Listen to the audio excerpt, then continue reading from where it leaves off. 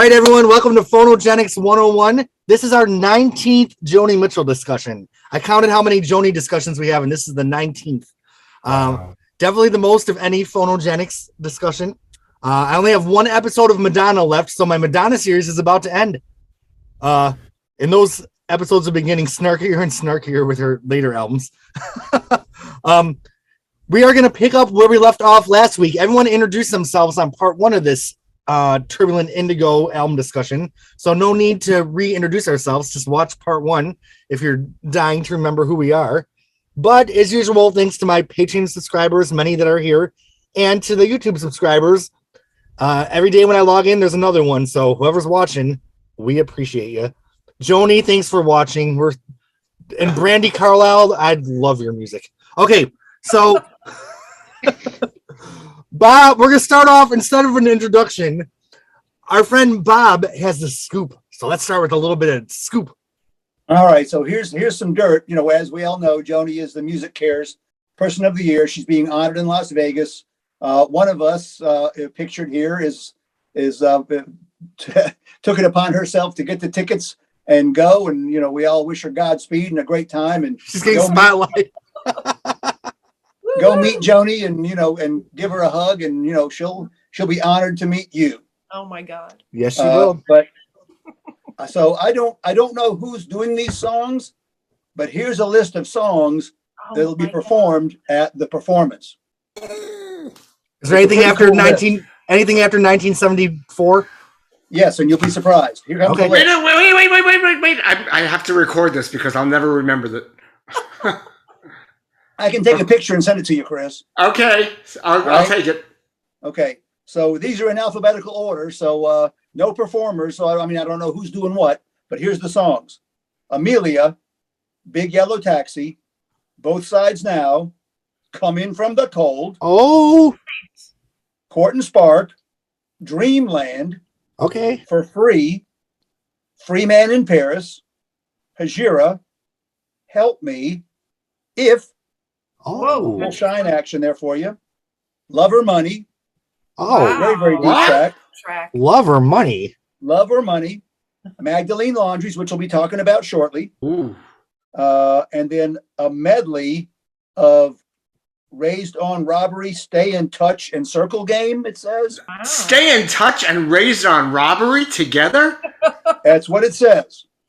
Oh That's God. right up there with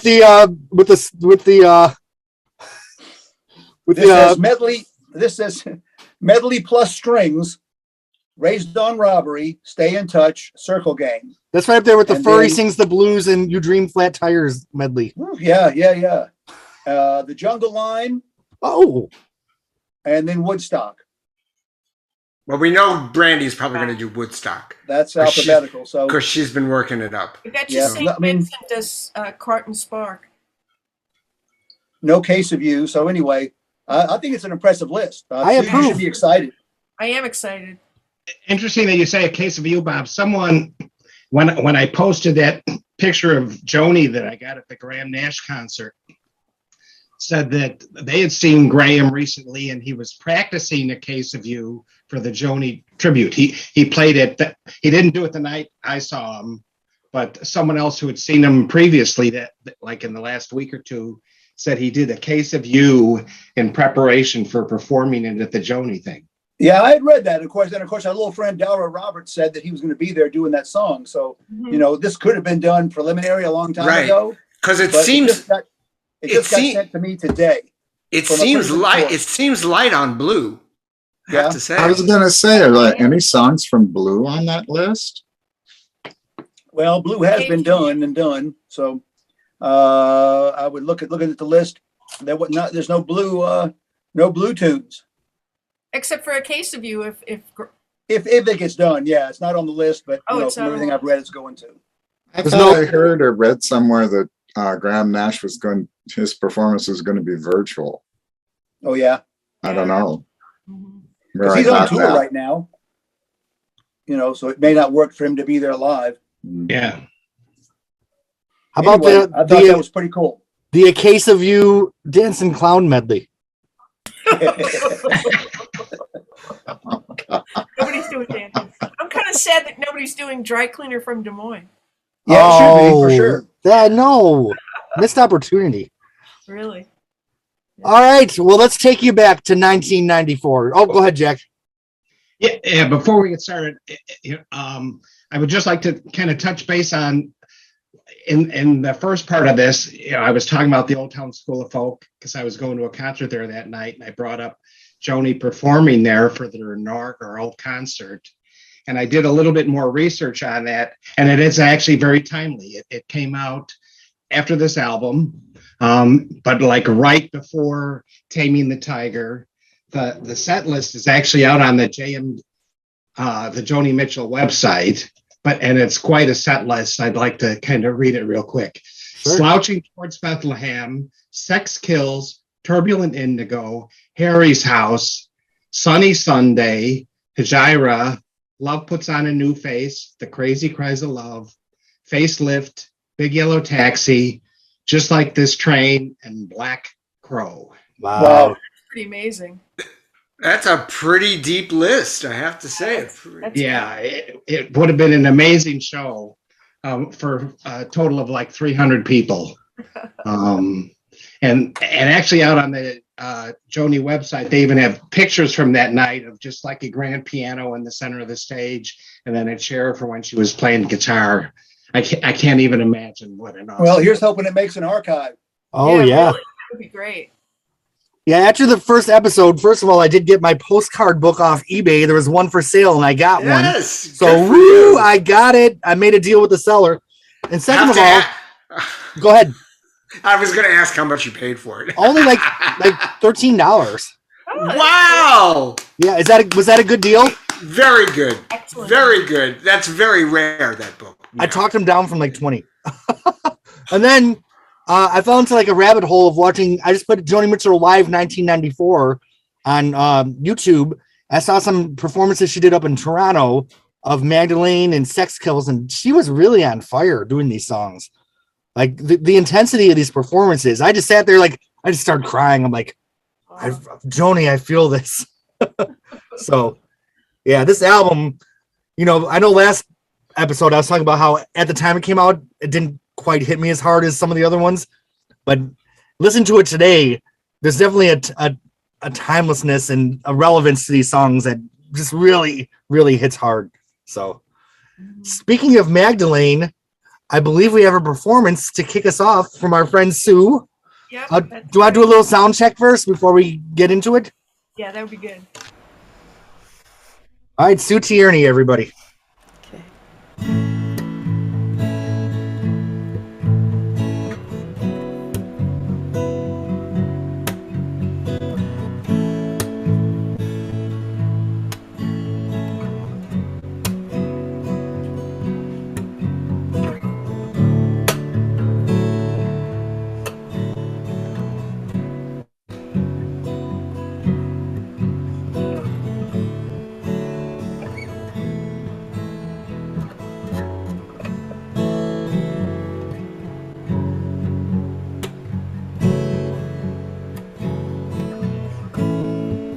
I was an unmarried girl, I just turned 27 when they sent me to the sisters, for the way men looked at me. Branded as a Jezebel, I knew I was not bound for heaven. I'd be cast in shame into the Magdalene laundries.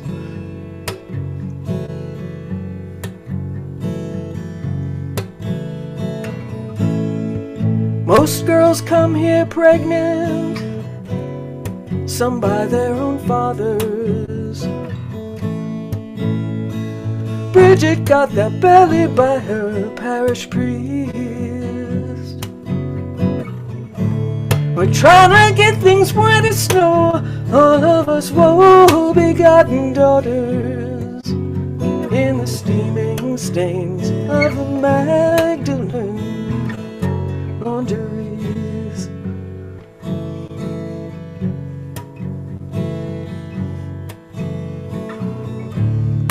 Prostitute orphans and destitutes and temptresses like me. Fallen women sentenced into dreamless drudgery. Why do they call this heartless place Our Lady of Charity? Oh, charity.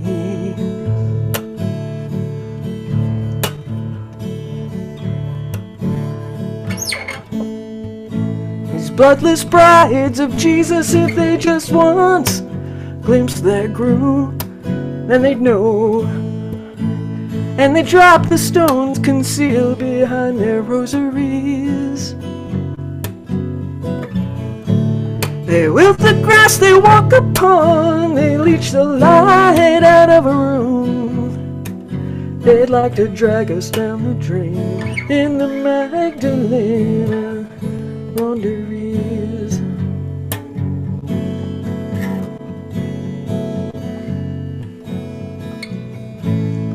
Peg O'Connell died today. She was a cheeky girl, a flirt. They just stuffed her in a hole. Surely to God you'd think at least some bells should ring. Someday I'm gonna die here too, and they'll put me in the dirt like some lame bulb that never blooms. Come any spring, come any spring. Ooh, ooh, ooh. Oh,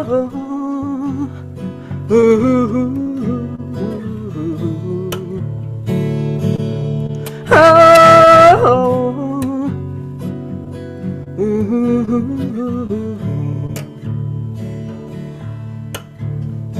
not any spring, not any spring.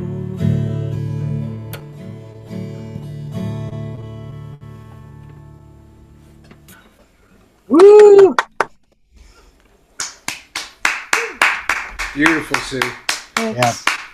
Wonderful, Sue. Nice job. Good job, Sue. We're digging deep on that one. Mm-hmm.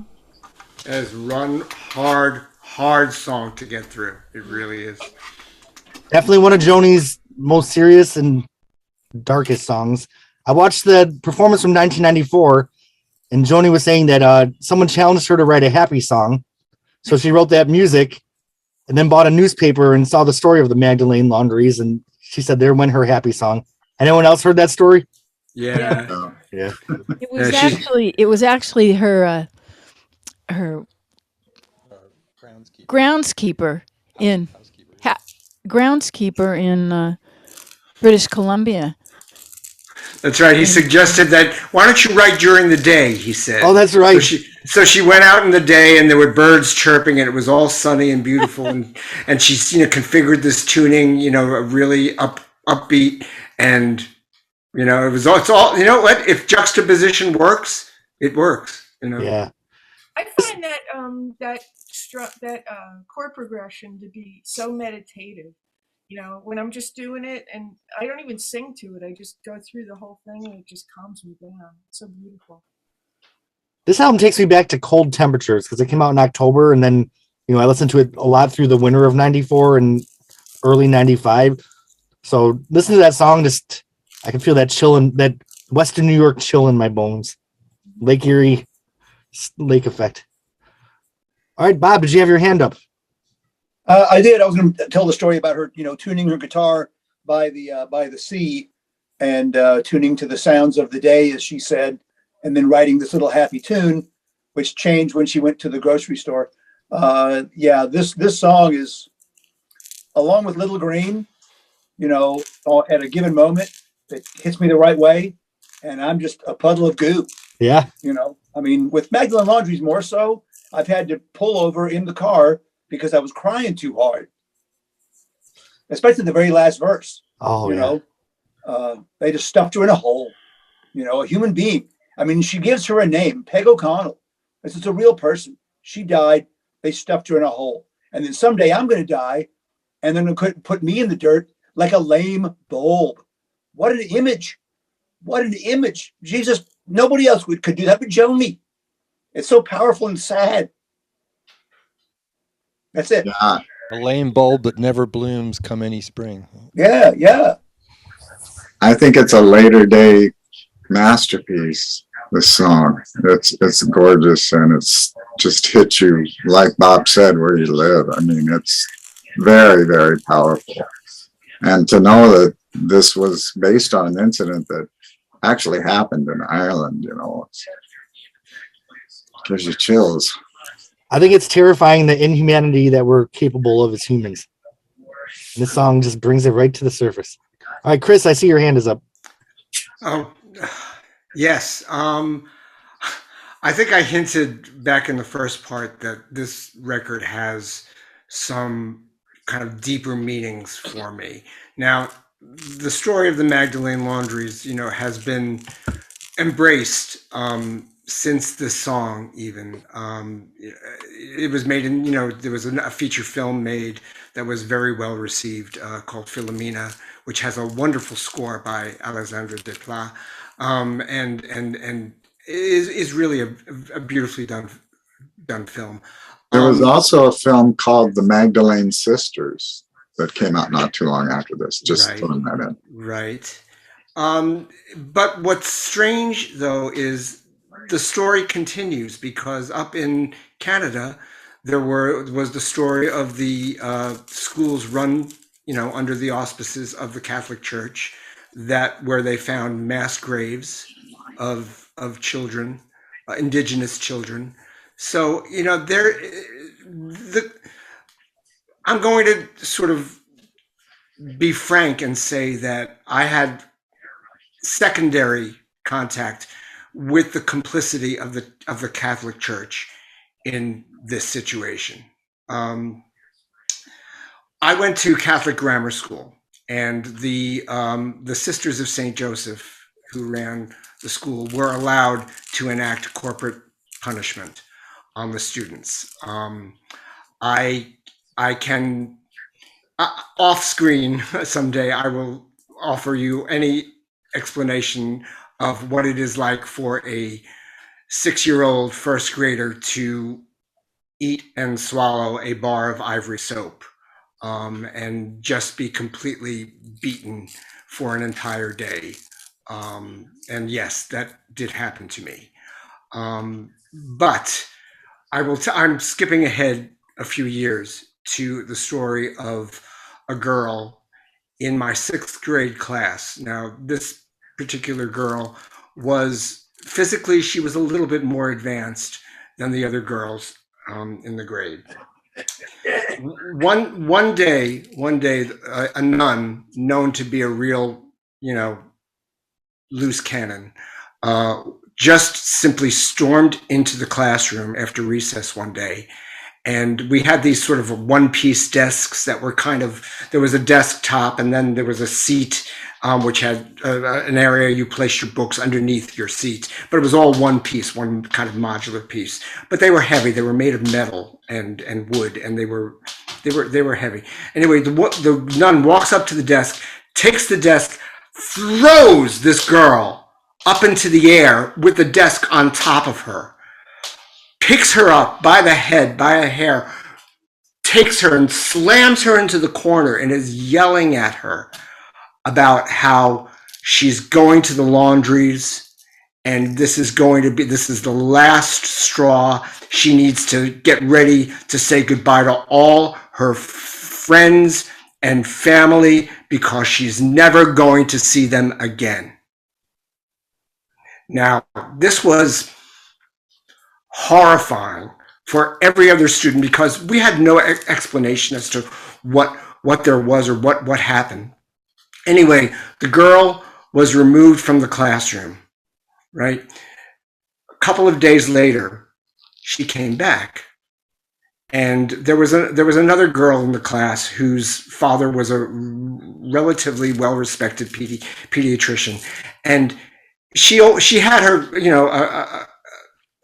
a great countenance about her and a smart mind. She always thought on her feet. And she said to the other girl that this happened to, she said, they can't do that to you. Why did you believe that? And she said, her answer, I can't remember her exact words, but they were something to the effect of, I don't really trust my parents to love me. I thought that they would have given away the right for this to happen. So I think about that girl every time I hear this song, because I remember the smell of the nuns. There was a very, very specific and beautiful scent to the habits that they wore, crisply laundered. And this was the complicity that the Catholic Church in North America had with this situation. They knew it. They knew about it, and they actually used it to terrorize students in our lifetime. So for me, this song is extremely, extremely powerful, and it has nothing, and my experience is so far removed from what those women actually had to endure and how they suffered. So I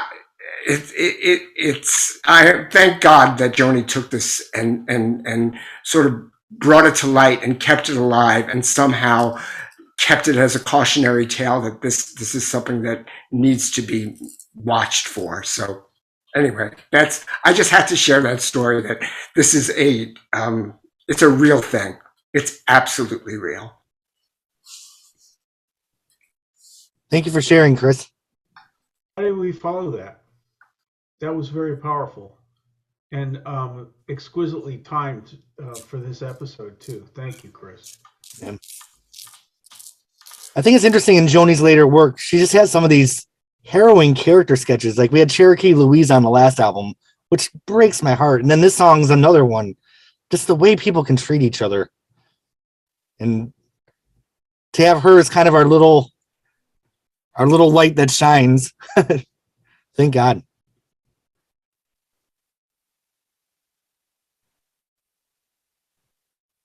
I was thinking we're all here together to sort of, in a way, to sort of celebrate and keep the legacy of these stories that she will tell and she will make known. And, otherwise, like so much art, it tends to disappear. So, am I happy that, whether or not, Brandy Carlisle has anything to do with it or not, that her legacy is extended? No, I'm not upset about that at all. I'm very happy for it. Sure. I just had a thought, Chris. You know how you like this song, Hannah? Hannah is a good opposite look at somebody's compassion. Yeah. So, in a sense, she can sing these songs, which, kind of bring out, into the light what kind of crap went on. And then, Hannah. But I've seen the movie, so I know the backstory on Hannah too, and it's a little dark. It's a little dark there too. Well, I'm just talking about the way the song goes. It sounds like she's helping people. I love Hannah too, Chris. All right, Mark, I see your hand is up. Then we have David. On the previous record, she recorded that beautiful song "Passion Play" when all the slaves are free, about Jesus and his kindness and his the word is escaping me at the moment, but and then she talks about in this song Magdalene laundries, these bloodless brides of Jesus. If they once glimpsed their groom, then they'd know. They dropped the stones beneath their rosaries. They dropped the whole story about the woman being stoned for being an adulteress, and that was a punishment. Well, it was an execution, actually, back in those times and in that place. So this is kind of a real contrast here. And, like you said, Jeremy, how we can be just horrible to one another, humans, or we can be very, very good to one another too if we choose to do so. Yep. All right, David. Oh, I'm on. Yeah, Chris actually mentioned this sort of in the beginning of his story, but I just want to say this always also reminds me of the residential schools in Canada, which I'm only aware of having, because I lived in Canada for the past 15 years or so. But, you know, there was policy of removing children from Indigenous families and institutionalizing them. And they have been discovering many mass graves of people who were just removed from their homes because they were Indigenous. And Joni's Canadian, that's a link too. Yeah, once a year I drive to Alabama because I had a friend that passed away, and I go with his family for his birthday, and we do a little picnic in the cemetery. But there was this building right off the exit of I-10 that always just gave me the creeps, and I just didn't know if it was an old prison. But years later, I saw an article that it was a school where people were actually buried in the yard. So there's all these empty buildings where these harrowing things happen. And it's interesting that you can really pick up the vibes of a building just by driving by and knowing nothing about it and being absolutely right about it. So, you know, that's a little off track, but similar. Bob, I see your hand is up. Yeah, you know, just kind of echoing or piggybacking on what Mark was saying about her previous songs about Jesus. On the archives, there's the song that's called Jesus that, of course, never got released. And Joni's never been a fan of religion ever since she was a child and questioned the Bible stories that were told to her, and was quickly dismissed on all that. But the Jesus song, for those of you, I'm sure maybe all of us have heard it, is basically, and she said that, she says, why don't people celebrate Jesus' philosophy in his life as opposed to his death? You know, it shouldn't be all about the crucifixion, resurrection, yada, yada, but it should be about basically the Sermon on the Mount. You know, love your neighbor as yourself and all those things, which, whether he was a real person or not, depending on what you believe, you know, that writing is a brilliant piece of writing. Now, from a production standpoint in the song, I'm so glad that this song was on Turbulent Indigo with its more mellow production as opposed to the couple albums before, because some of those keyboard flourishes just sound like that empty wind howling in the night. Like even the instrumental track is haunting and terrifying in a way, even though this was written as a happy piece of music. There was a sample that they manipulated, I think, to do some of I don't know if they were vocals or what. Does anybody recall what they did? There was something that they sampled and then played on the keyboard on a keyboard.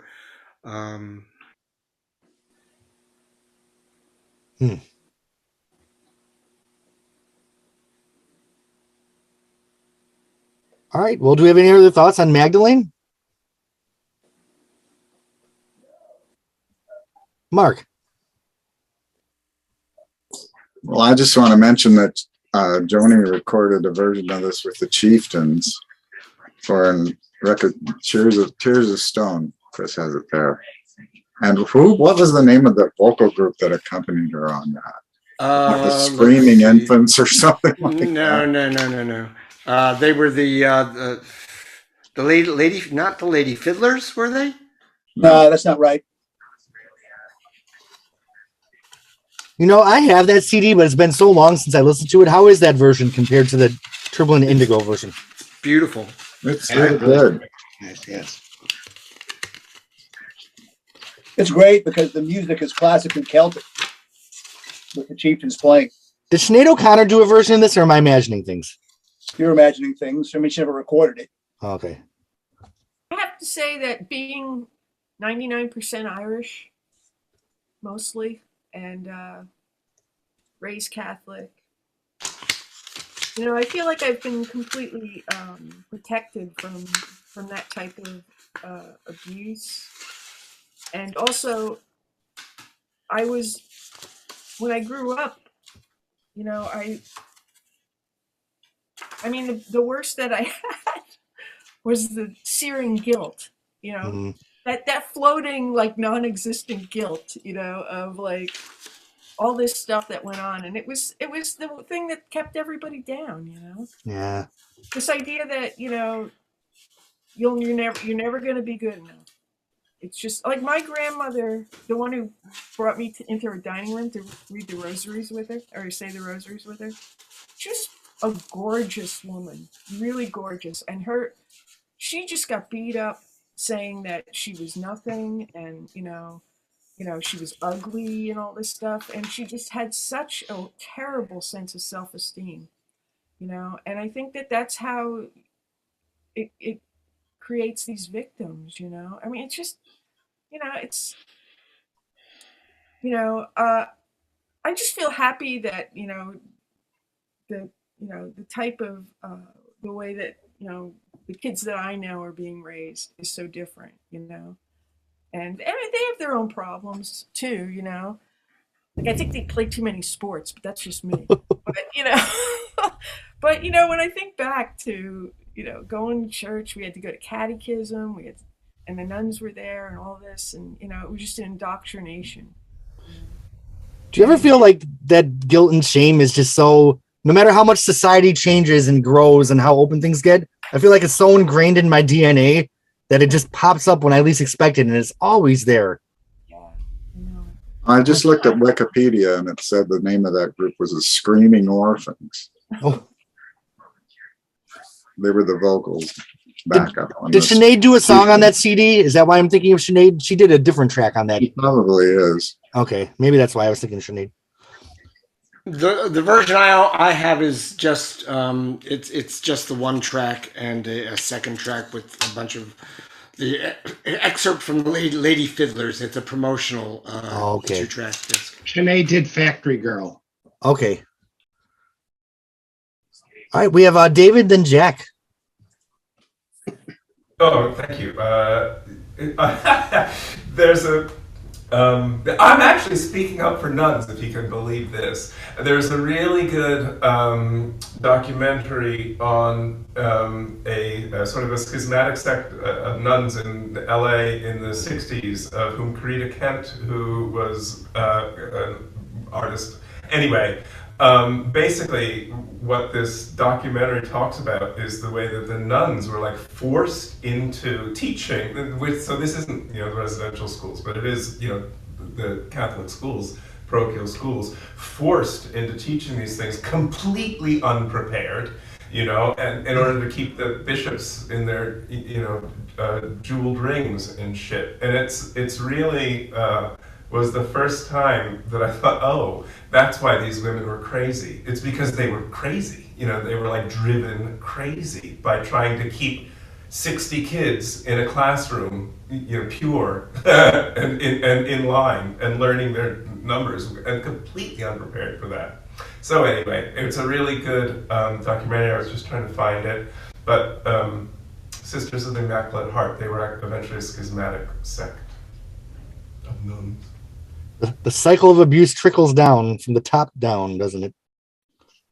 All right, Jack. Yeah, I just want to say, Mark, I never thought of the stone beneath their rosary as like, throwing stones at these branded women. I always just thought of it as their hearts, that, she was saying that they've got hearts of stone. But I like your interpretation of it. I think it makes a lot of sense. Yeah, I thought that for a long time myself, Jack. And then at some point I kind of thought about it and I thought, oh, wait a minute. They used to stone people as an execution, I guess. I mean, they stoned them to death, I believe.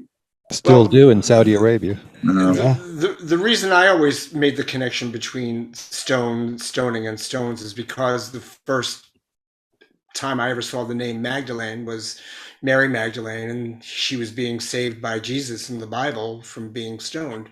So I, made the connection through, just through the name. I kind of carried that in. Oh. Okay. Do we have any other thoughts on this song?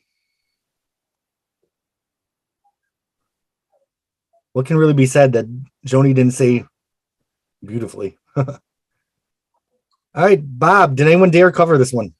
Yeah. I mean, consistently with what we saw on side one, where we had, 10, 11, 12, 13 covers of songs. This one has 9. I'm calling the Chieftains a cover, even though Joni does the vocal. It's on their record. So there's a couple of controversial ones. If you don't want to count that one, then you don't have to. If you don't, then the second one is by Christy Moore. Now, we don't know Christy Moore because he's a big star in Ireland. But he's, never goes across the pond. But in Ireland, he's huge. Matter of fact, he's so huge, his younger brother, who wanted to cross the pond and become a bigger star, changed his name to Luca Bloom, who I'm sure you've heard of and know. I used to have plenty of his records. And Luca did a cover of Urge for Going. Christy Moore did a cover of this, really, really emotional and good. Other significant covers, of course, Emmylou Harris did it on the Joni tribute, and she did it at the 75th birthday party. Yeah, I know personally, I put this up there in the best of her writing. All right. For the next song, Joni's back at the piano. On Night Ride Home, we had 2 gray rooms, and we get a piano song on this album too. Not to Blame, which of course the gossip said was about Jackson Browne and Daryl Hannah, correct? Correct. Who knows if that's true? Who cares? Another really hard song, right? Are you sure it was Daryl Hannah? Yeah, it would be Daryl Hannah and Jackson Browne. Yeah. Okay, I thought he had another wife.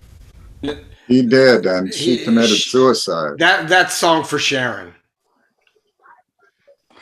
All right, Jim. But she mentions the look she loved to drive to suicide in this song. And that was another hint to a lot of people that this was about Jackson Browne. That and the piano chords that end the song. Well, the chords of the tune to this song was it's a Dylan song. She was doing an instrumental to oh God, which song was it, Bob? It's coming to me. It'll come to me. Yeah. Is it Don't Think Twice or something like that? Don't Think Twice. No, it's not Don't Think Twice. It's something Baby Blue. It's All Over Now, Baby Blue. It's All Over Now, Baby Blue. Yeah. Same chord structure. Yeah. Okay. Oh. Yeah, because she was playing that and singing. She's just sitting in a room like playing it and singing that. But then she decided to use that the music that she was playing to write this new song. Which she did record for Night Ride Home, right? Wasn't that one of the bonus tracks on the Geffen box set? It might have been. Yeah, her version of Baby Blue. Yeah, I think That was All Over Now, Baby Blue. Yeah. Marianne Faithfull does a great version of that. Yeah, it's a great song.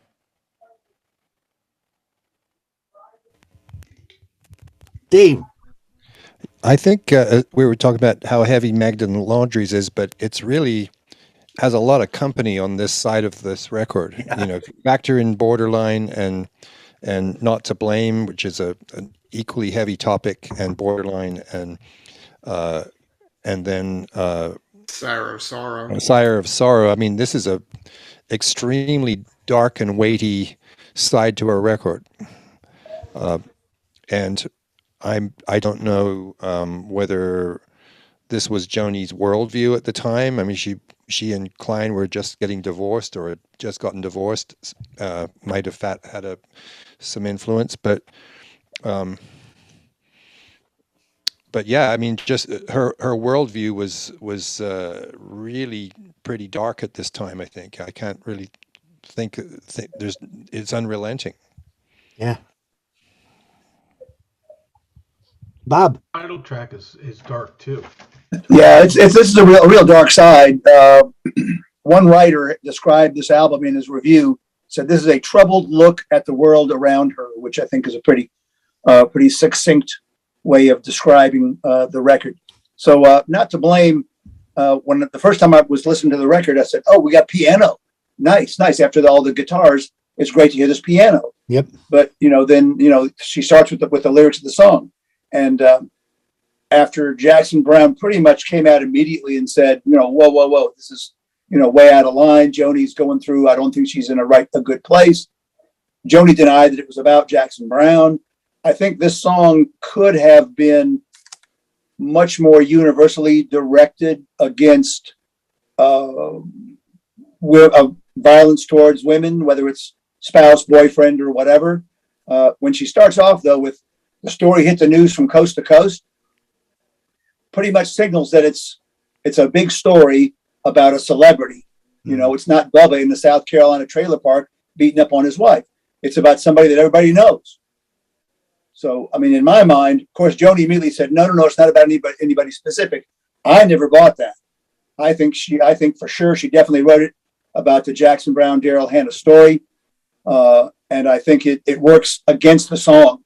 I think the song would be better done Magdalene Laundry style, where, okay, you name a specific name, Peg O'Connell, but that's a fictitious person, right? And I think this song would have been much better to address the issue without pointing it. Mark alluded to the suicide line as well.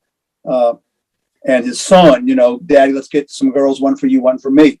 There were like lots of little clues that were in there that said, yeah, obviously she toured with Jackson. She dated Jackson Browne, I guess, for a while, if you believe the story in one of the books. The Car on the Hill was about her being stood up by him. She never showed up, waiting for the car on the hill. So I think it was about him. I think the song would have been better without the specifics that pointed towards him. So that's my take on it. There's still lots and lots of great lines in it. It's still a really good song, but I think it's flawed in that way. All right, we have a Mark and then Sue. Well, I totally agree with Bob on this one. And I think, unfortunately, a lot of the song makes some really good points. I mean,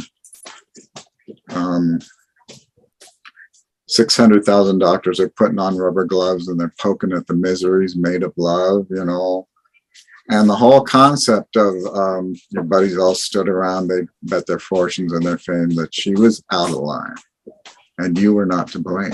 I mean, how many times have women been abused and then we hear something like that? Well, it was her fault,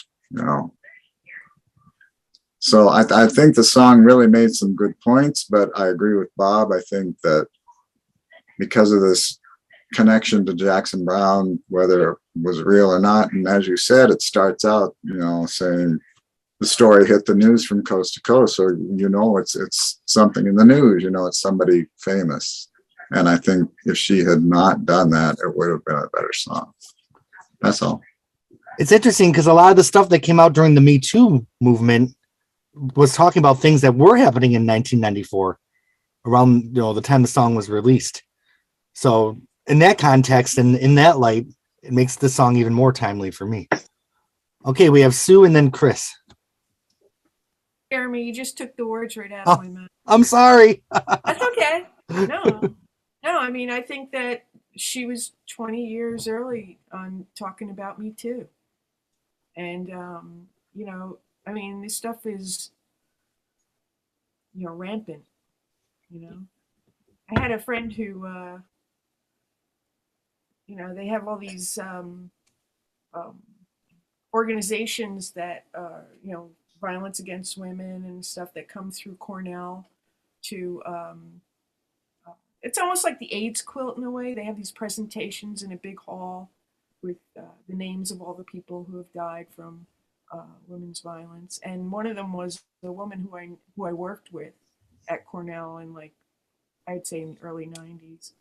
And her husband came home one night and shot her and shot himself while their baby was in the room. And her name, every time I'd go to that event, her name would be on one of these, and her photo would be on one of these, quilts or whatever it was. So it was T-shirts. That's right. They had all these battered women who had passed away on T-shirts that were hanging. So that was definitely in the early 90s. And you know, anytime I think about this song, I think that, you know, okay, if Jackson Browne doesn't like it, fine, okay? He can have his bruised ego, whatever. But this is a fucking great song. And I love it, and I appreciate it. And I think that, you know, she had her own issues, you know, with men throughout the years. And, you know, we all, you know, I mean, things happen, you know. And I can never see Joni as kind of a victim, though. You know, she always took care of herself. But there are a lot of women out there who, you know, were, you know, really taken advantage of, and, you know, ended up in hospitals, and some of them died, you know. And I think it's an important song. And, you know, some of these songs, you know, are important and things that Joni needed to get off her chest, and they don't have to be people's favorite songs, you know. Yeah. But I'm just glad she wrote them anyway, you know. So. I do think this song might benefit from the passage of time because, you know, all these years later now, someone just discovering the song might not even know who Jackson Browne or Daryl Hannah is. So they'll just know the song and the story and the message. Okay, we have Chris, and then David, and then Jim, and then Jack. Well, yeah, a couple of things. Just going back for a moment to how dark this part of the album, this side of the album is. Whether or not she was energized by the divorce or found a new way to move beyond it. This was a period of, I think, great writing clarity for her. And I don't know, again, I brought this up last time we spoke, but, you know, her showing her altar here on the back cover of the record just kind of makes me think that she was focusing. She was getting, you know, returning the craft to herself between locking out, you know, Klein from the Kiva, things like that. She was returning it to herself again. With regard to this particular song, though, I think it would have perhaps been a little better had it been a little bit less pointed. However, and I don't know the specifics about it. I hear rumblings and rumors that she was the recipient of some physical abuse, perhaps from Jackson Browne, and I don't know if that's the case. I don't know if anyone really knows. Maybe her closest confidants did, but if that was the case, and in fact she found herself again marginalized because his buddies came to his defense about that, you know, I think it's easy. It's time and time again, she's very, very willing to see herself as, you know, yeah, I stand up for myself, so I'm a bitch, and this is, you know, how I get, you know, abused for it, you know. And so it sort of, you know, plays a little bit into her narrative that she has shared with us. I only just want to close with just the note that this story continues on the next record as well, on the next album. Wasn't it Don Elias that supposedly beat her up? I don't know, Mark. Maybe, but we'll hear more about this particular story on the next record. I've heard that too, Mark. All right, we have David, then Jim, and then Jack. Yeah.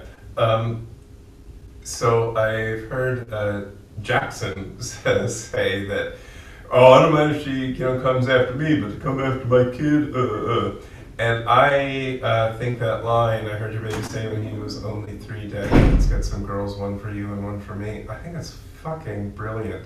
And it's also like Joni. So this is presumably like 20 years after that. If it was about Jackson's child, then, you know, that kid was 3 in the 70s. So this is like a little memory, a little vignette, a little moment that Joni has carried for 20 years to. And it fits so beautifully here and it's like not about the kid, it's about the generational passage of this kind of shit. Yeah, I All right, Jim and then Jack. Okay, I have 3 quick points here. This one builds on whoever said that with the intervening time, it becomes a better song even. If we didn't know who Jackson Browne is, and if we didn't know any of that, we would just think, here's a song that's ripped from the headlines, and it would be anonymous to, the current generation. And years ago, a coworker lost her sister to gun violence.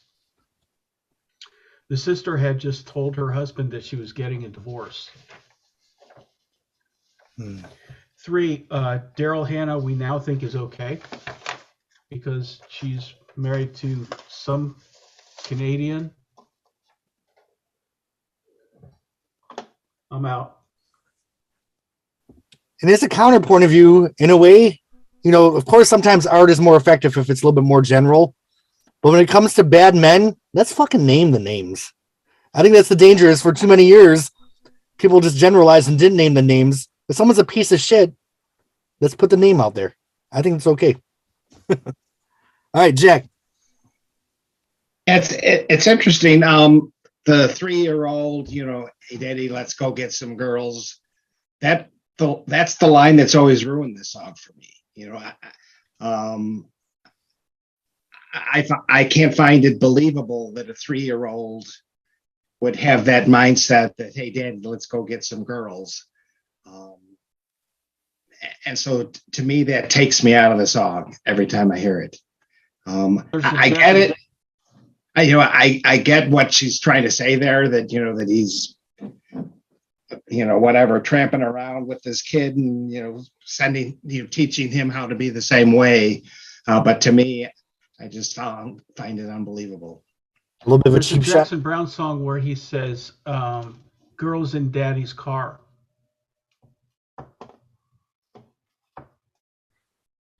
I'm sorry, what did you just say, Jim? I was saying that I don't remember the full context of it, but it was right around this era. I want to say the song is The Road. It's on Okay. the Running on Empty. Yeah. Running on Empty, which is a terrific record. It is. But I mean, it's a world-class record. But yeah, so Jackson's talking about life on the road, and he said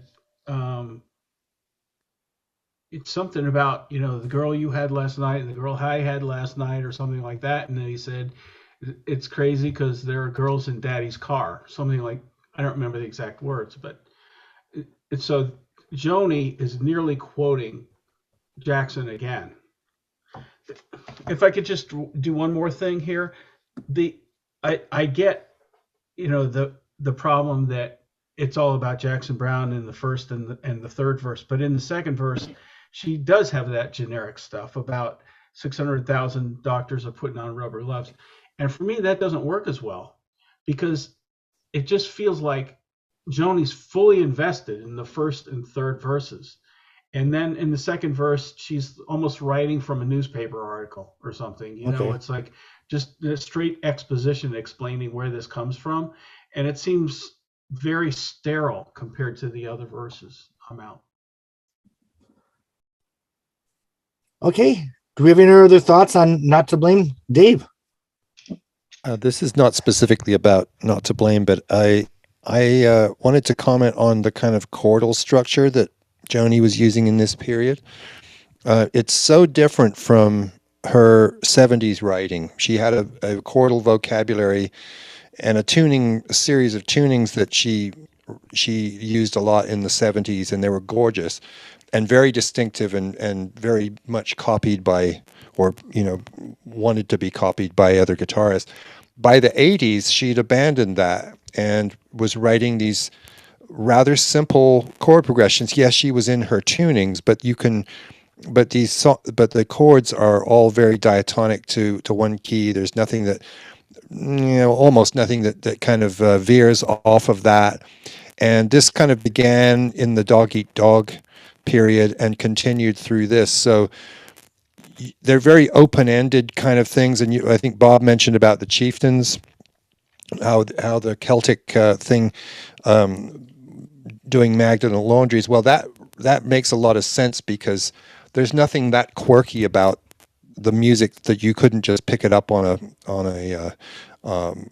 traditional instruments. You don't have to know about her tunings to play these songs, and even though they're of interest. But so this is more of a global point than specifically about this record or this song. But it's interesting to me anyway that the kind of structures she was going for harmonically were getting simpler and simpler. And by Shine, wow, we're into kind of 3-chord vamps that other people do when they're, don't know anything. And she's gone full circle from you think of Song to a Seagull, which was extremely formal and very chromatic and very obtuse harmonically. And by this point, she's getting simpler and simpler, but lyrically, she's getting darker and darker. Right. And so there's kind of an interesting diversion of evolution in that respect. Her record making was becoming, sonically, it's a good sound, very good sounding record. I think Mike Shipley had moved on, and Mike Shipley's assistant, Dan Marnian, who had worked with him on Night Ride Home and the 80s records, he was now the main engineer, and that I can hear the difference there.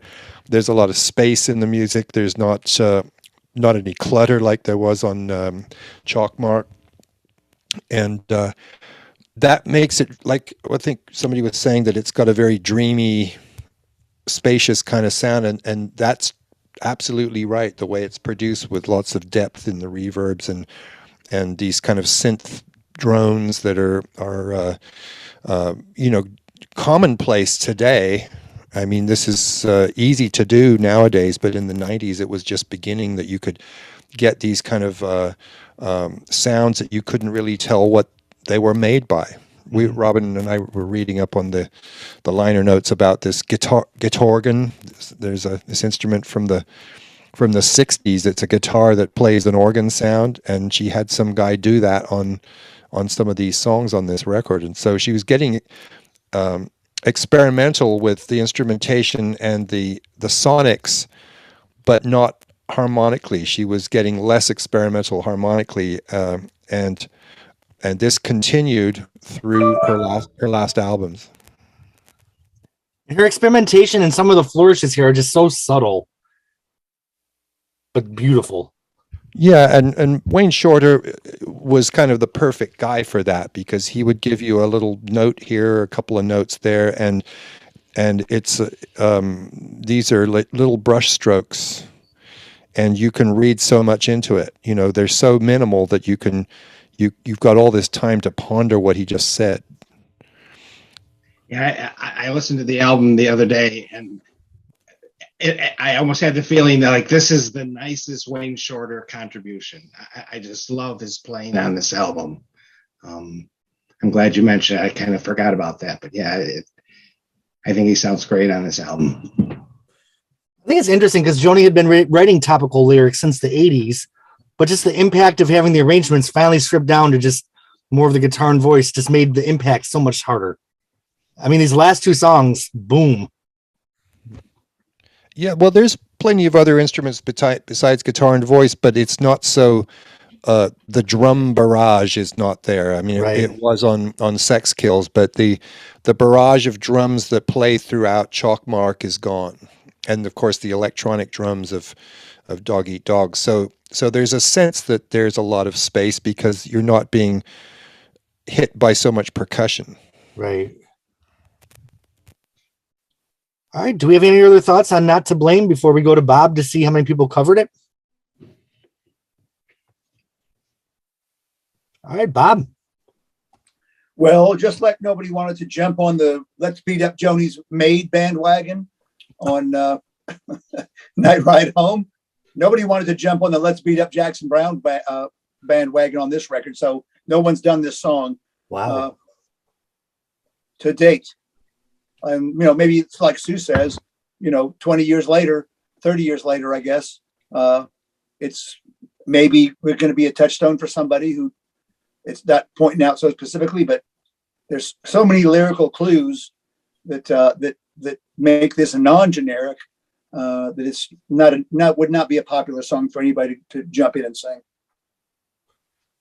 Jim. Yeah, one last comment from me, and Joni does an interesting twist at the end. In the first two verses, she's speaking from the male side, and each of those two verses ends with, she was out of line, you were not to blame. And in the last one, she's now convinced you that you were not, see, how's that go? He was out of line, girl, you were not to blame.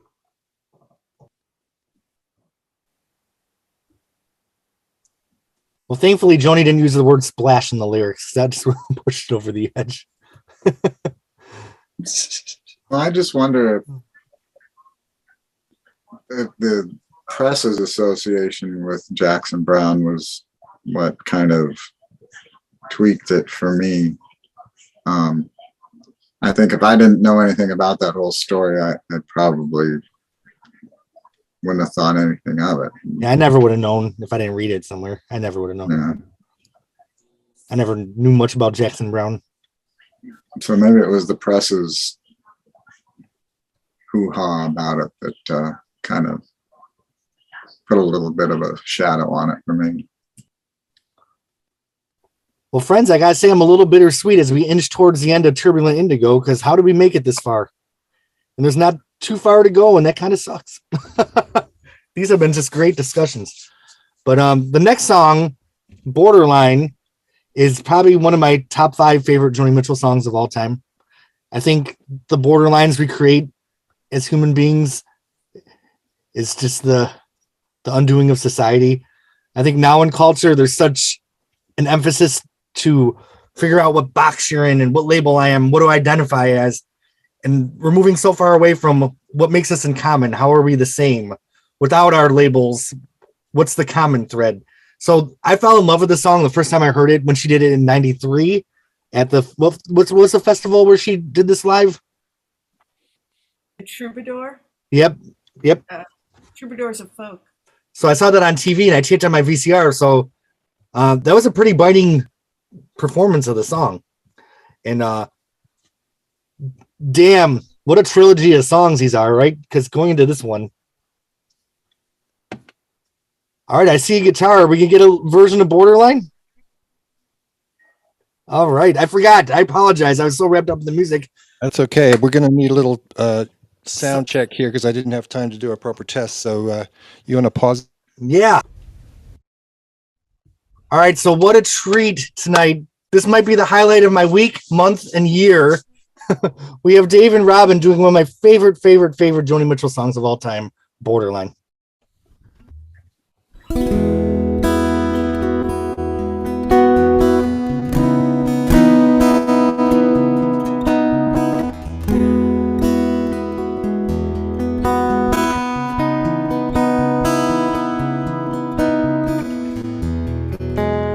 Everybody looks so ill at ease, so distrustful, so displeased. Running down that table, I see a borderline,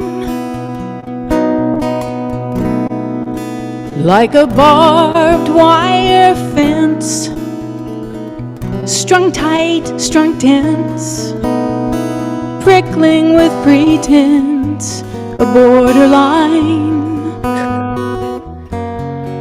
Why are you smirking at your friend? Is this to be the night when all well-wishing ends? All credibility revoked, Thin skin, thick jokes. Can we blame it on the smoke? This borderline. Ooh.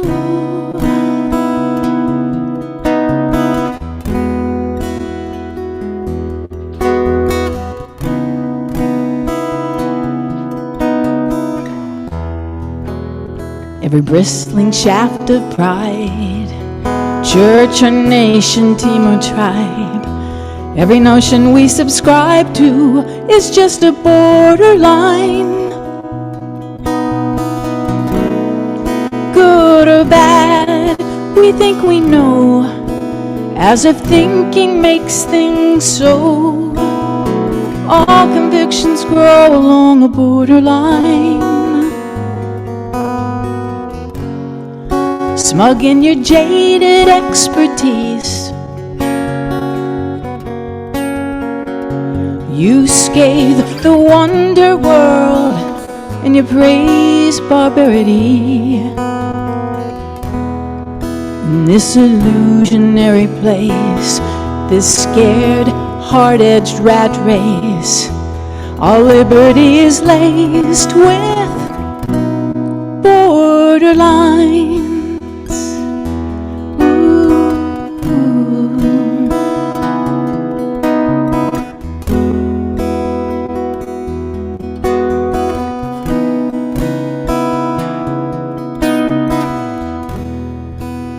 Every income, every age, every fashion-plated rage, every measure, every gauge creates a borderline.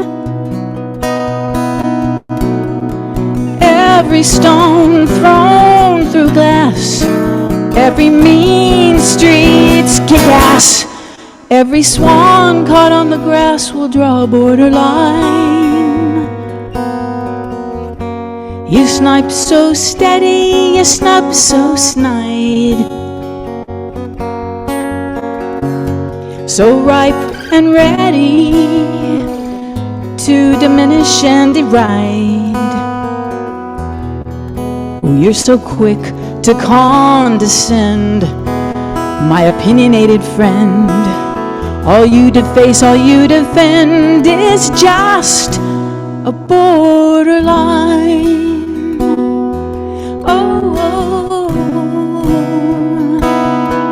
Just a borderline.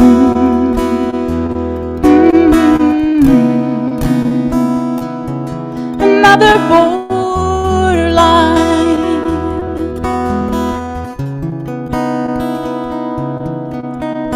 Just a borderline.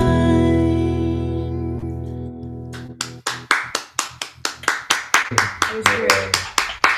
Gorgeous. Gorgeous. Bravo. Oh boy. I feel like Joni's pen was on fire when she was writing that song. Very much so. It's so relevant, Oh, more so than at any time, you know. like, let's rename it Society 2022. All right, we got some hands up. We got David, we have Chris, and then we have Bob to start things off.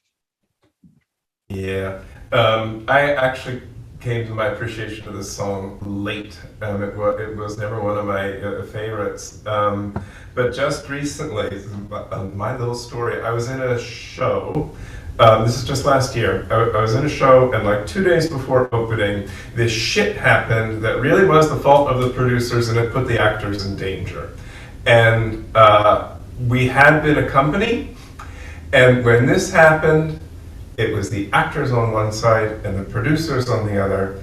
And particularly because a lot of the actors were young, the thrill of righteous indignation and we're right and you're wrong, it like, that's what it became about. It wasn't like, you know, how do we correct this thing, you know, this was fucked up, how do we correct it? It was, this is fucked up, and isn't it fabulous that we're right and you're wrong? And And this song kept going through my head all that week over and over again because every fucking line was like right on the money. So it's a great song. All right, Chris, you're next, and then Bob. Oh, let's see. You're right. Her pen was on fire with this. The alliteration, the way this song is constructed, from the poem portion of it is just so multi-layered. I mean, the rhymes. The rhymes take over, and then the alliteration takes over. But it's all serving the core idea to describe and paint the discussion about what is acrimony, what is conflict, what is critical assessment of a creative output. I mean, there's so much at work here, and it's all things considered, it's a remarkably efficient piece of writing.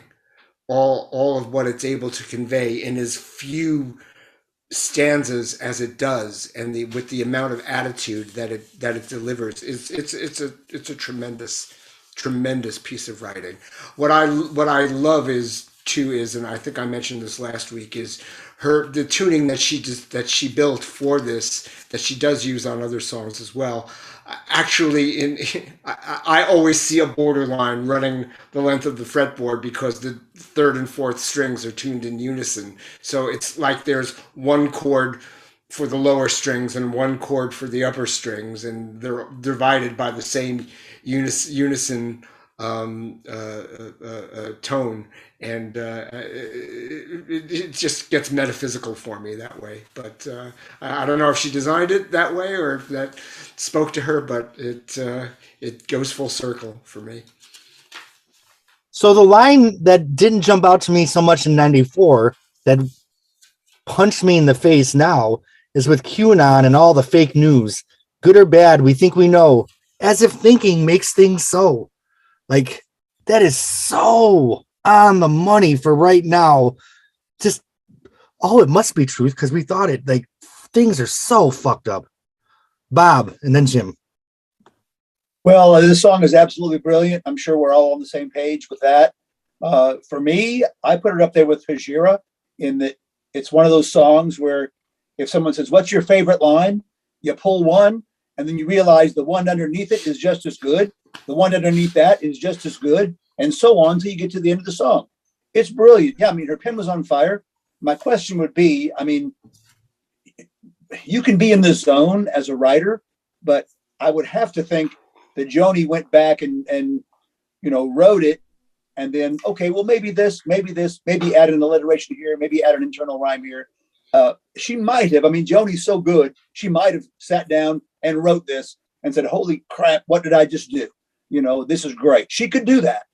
But, I mean, as a fellow human being, I would say that my gut feel is that she sat down, she wrote it, and then she went back, she tempered it a little bit. She wanted to make it perfect, like Urge for Going, which she struggled with to get to where it was perfect. I think she did that to this song, and it works because this song is perfect. Totally relevant then, like we've said, even more relevant now. Whatever news story breaks tomorrow, if it's, something in Ukraine, there's a borderline. What side are you on?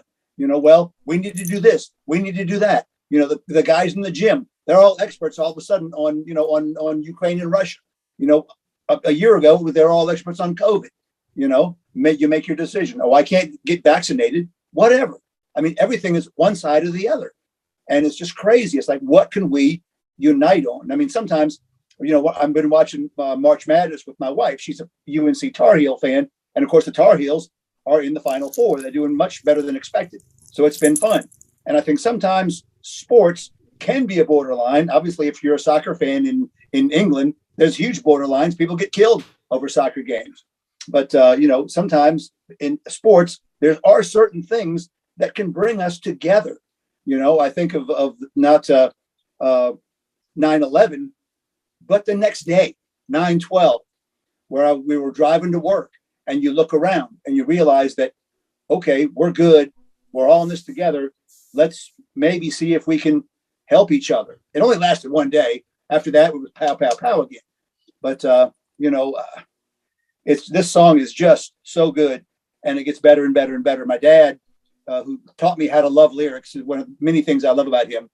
We'll have discussions, and he loves Rodgers and Hart. That's Rodgers and Hart is his thing.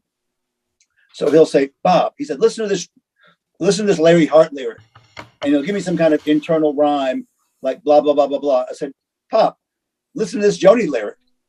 You snipe so steady, you snub so snide, so ripe and ready to diminish and deride. And, he'll say, that's a damn good lyric, So that's the one we all kind of gravitate to. But this song is without flaw. It's amazing. It gets better every day, every year, the passage of time. And I'll get to it with covers later. I'm done. This brings up a story that I didn't plan on telling, but it made me realize something. And I always get emotional telling the story, so I'm going to try my best. But I did have some friends that were in the Pulse building for the shooting. My friend's sister died, but my friend Jeff was one of the last ones to get out of the building. And, all day long, I kept checking his Facebook to see if he got out. And he did. He was one of the last ones to get out. But a couple of days after the shooting, I live in Tampa, and I drove up to Orlando because we just wanted to be near the club. I performed at Pulse before, so I was on that stage. And I went to the park. It was probably like around midnight, and there was this candles all over this whole field. And there was a homeless man who's moved into the park to just keep the candles lit. So I can't remember his name. He's on my Facebook. I became friends with him. He became my buddy. But myself and my friends gathered every person that was in that field sitting alone. We said, let's all be together. We just all sat in a circle. Enough. It's all right. It's all right. Sorry. Everyone just sat in a circle with their arms around each other and just shared the moment of being together. And it's the only time in my life when I didn't feel like there was a borderline. So. Nice. All right, Jim. Again, I can't believe I have to finish to follow that. That was a great story. Okay, well, in Ohio, the sports metaphor, I'm going to start on that. During football season, there's arguments every Monday morning about Bengals versus Browns, and they go back and forth, and it's completely lost on me. Like, why? But there's an attorney at work who reads National Review, and I read Washington Post, New York Times, and so we're sort of like natural enemies, and we sort of box about politics. And David Crosby has a line where he claims to be the world's most opinionated man, and I identified with that. But when I started reading these lyrics tonight, through almost all the song, I thought, yeah, these are the people that I disagree with. And I was trying to put it all on the other guy. I'm like 2/3 of the way through the song, I'm thinking, yeah, this is what the lawyer at work is like. And he's always arguing with me, and I'm like self-righteous, sticking up for my side, and he's wrong. And then near the end, Joni made me see myself in this. And she goes, "You're so quick to condescend, my opinionated friend." And she used the word opinionated there. And I'm like, oh, yeah, okay, so that's me. That's the guy in my chair. That's why I identified with Crosby. I'm the world's most opinionated man. And she goes, all you deface, all you defend. So I saw that I'm sort of part of the problem, if you will. I'm out. Another line that really spoke to me now that didn't speak to me back in the day is now that I work in social work, and I deal with a lot of people experiencing homelessness. And my friend's name was Anthony Peter, by the way, that was keeping the candles lit in the memorial. every measure, every gauge creates a borderline. And that's so true because every statistic puts somebody on this side or the other, whether it's the income bracket or what part of town you live in. Like that plays so much into the work I do and the borderlines that get created between people. So such a beautiful piece of writing. All right, we have Sue and then Mark and then Chris. I have so many thoughts in my head. So lately I've been trying to meditate, and I've been reading about non-dual thinking, like Taoism and stuff like that. You know, I mean, I don't know why I'm drawn to this stuff, but you know, when I listen to this song and I hear the borderline type of thing, I mean, it's really the human problem. You know, it's always having to, like, my boyfriend likes by barbarian Viking movies, you know, and you know, it's like we have been slaughtering each other for centuries, you know, and this stuff with Ukraine, and you know, it seems like this incredible existential thing where, you know, it's like, are we really going to use these bombs? Are we really going to do it? You know, and you know, that beautiful story about the pulse, oh my gosh, you know, I've seen different things like that in my life where, well, I mean, you know, in my own life, where I get together with these people who, you know, all have destroyed their lives and get up and now they're, you know, good citizens again, you know. And it's and what I've been trying to do for a long time is to just always look at, you know, what is, you know, it's like good or bad, you know, the evil, naughty, you know, whatever. It's more about just being, you know. And I think that, you know, that just because I'm immersed in this stuff right now, I'm just thinking about, you know, Joni's lines are just incredible. She even talks about the swan. Even an animal is going to do this, you know, to protect her young. I mean, that's an actual story of her being at a park and watching a swan putting a stick in front of her babies so that this other, like some kind of predator, wouldn't get at the babies, which is kind of ridiculous because, you know, I'm not sure what kind of predator it was. Maybe a dog or something was like. It was a human. Oh, it was a human. I Oh, think, wow. yeah, a human Yeah. was kind of teasing the Mm-hmm. swan. Yeah, that's right. You're right. Yeah. Mm-hmm. Yeah, and it's like, you know, the stick isn't really going to do anything, but it's still trying to protect its, you know, every swan caught on the grass will draw a borderline, you know, and you know, my the line that always flips me out is, you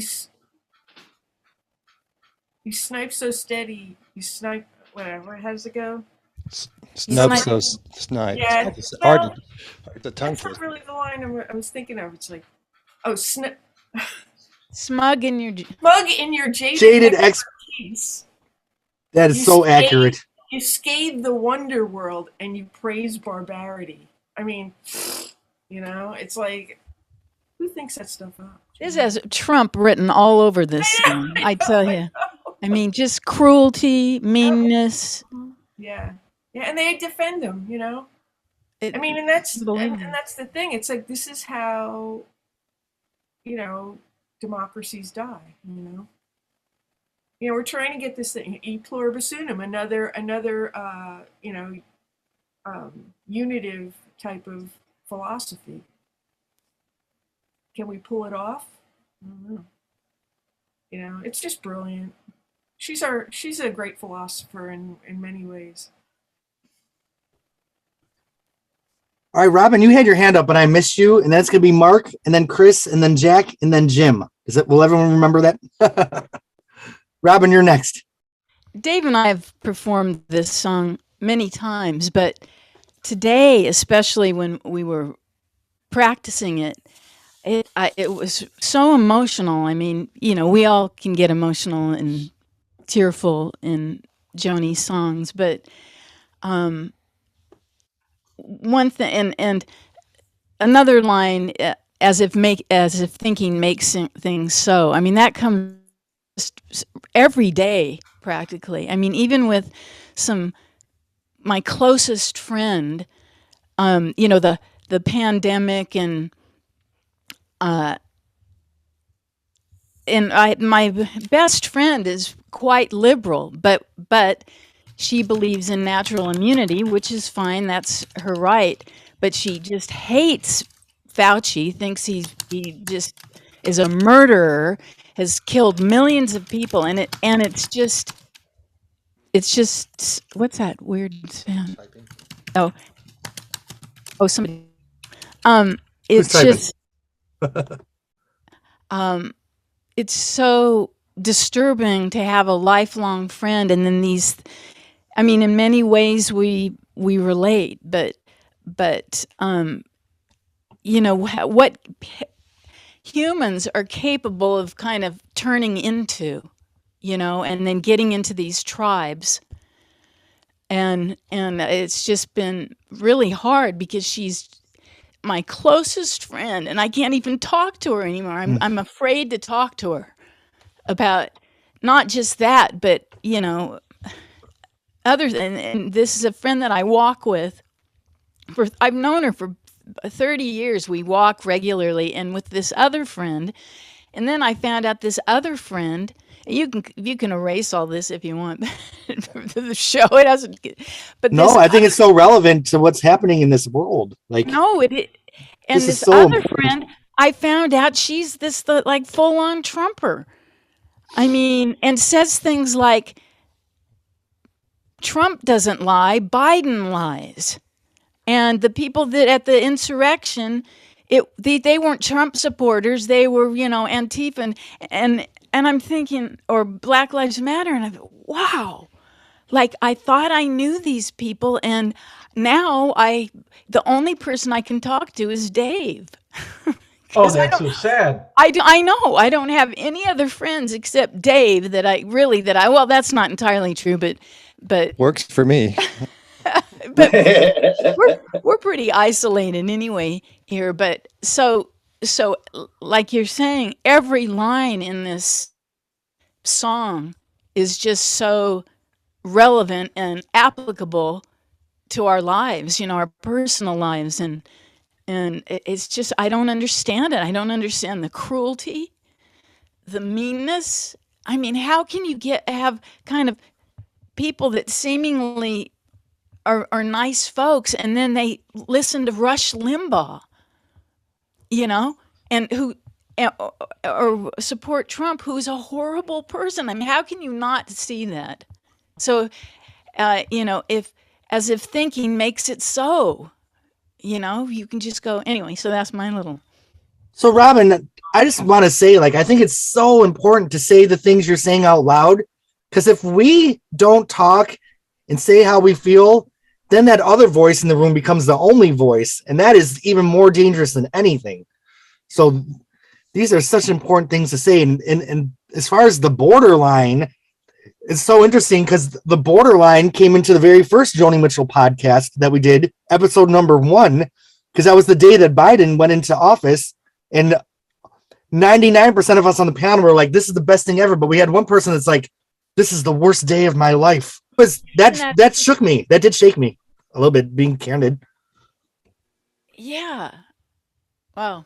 It's interesting. And both sides, you know, are you know, think the other side's authoritarian. I mean, the beliefs, you know, that right, and that you're taking away our freedoms and all that, and each side feels as, you know, strongly about their belief.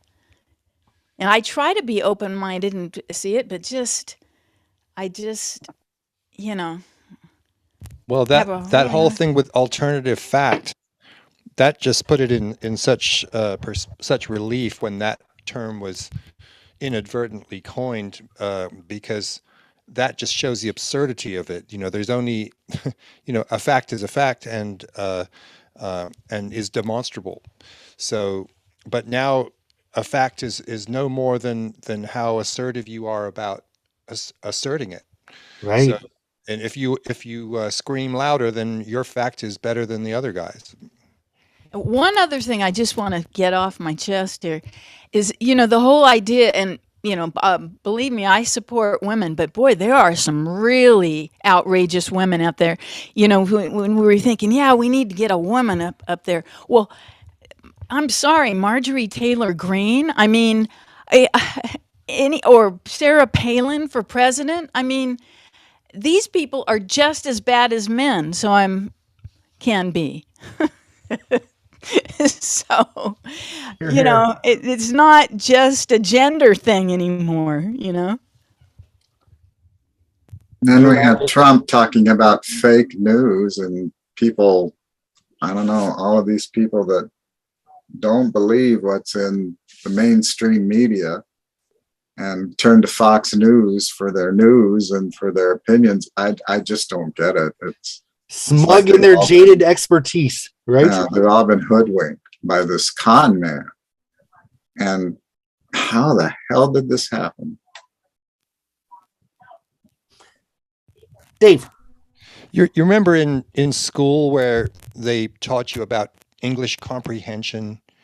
You'd read a page or a paragraph or a short story or something, and then you needed to parse it. You needed to kind of get good at identifying the main points and what was untrue. And I wonder if they even teach that anymore, because that seems like a basic skill that you'd have to navigate adult life. You'd have to be able to see what is fake and what is bullshit, and otherwise you're just a sitting duck. And now we've seen that half the country, a third of the country, whatever it is falling for the most clearly fallacious stuff. So first of all, it makes you disrespect your fellow countrymen in a big way, but it also makes you realize they must not teach critical thinking and comprehension properly anymore. Maybe that's considered a liberal bias, but that seems to me absolutely essential for navigating the world. Being able to read something or see a news story and realize what is the real takeaway from that. I think there's this whole distrust of people that are educated. I mean, this whole anti-intellectual thing, That's a very American thing. That's not the same around the world. We've created a whole phrase to forgive it, which is cognitive dissonance.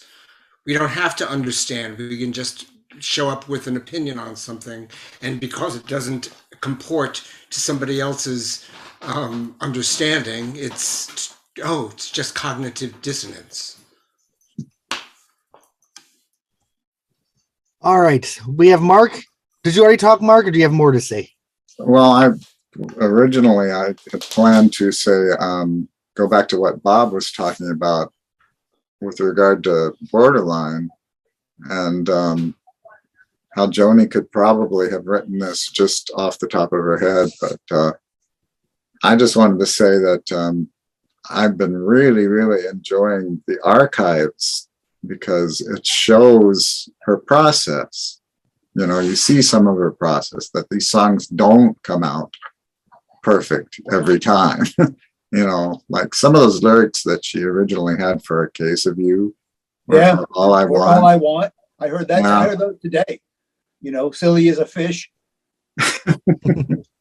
So she crafts her song. She doesn't just, write down.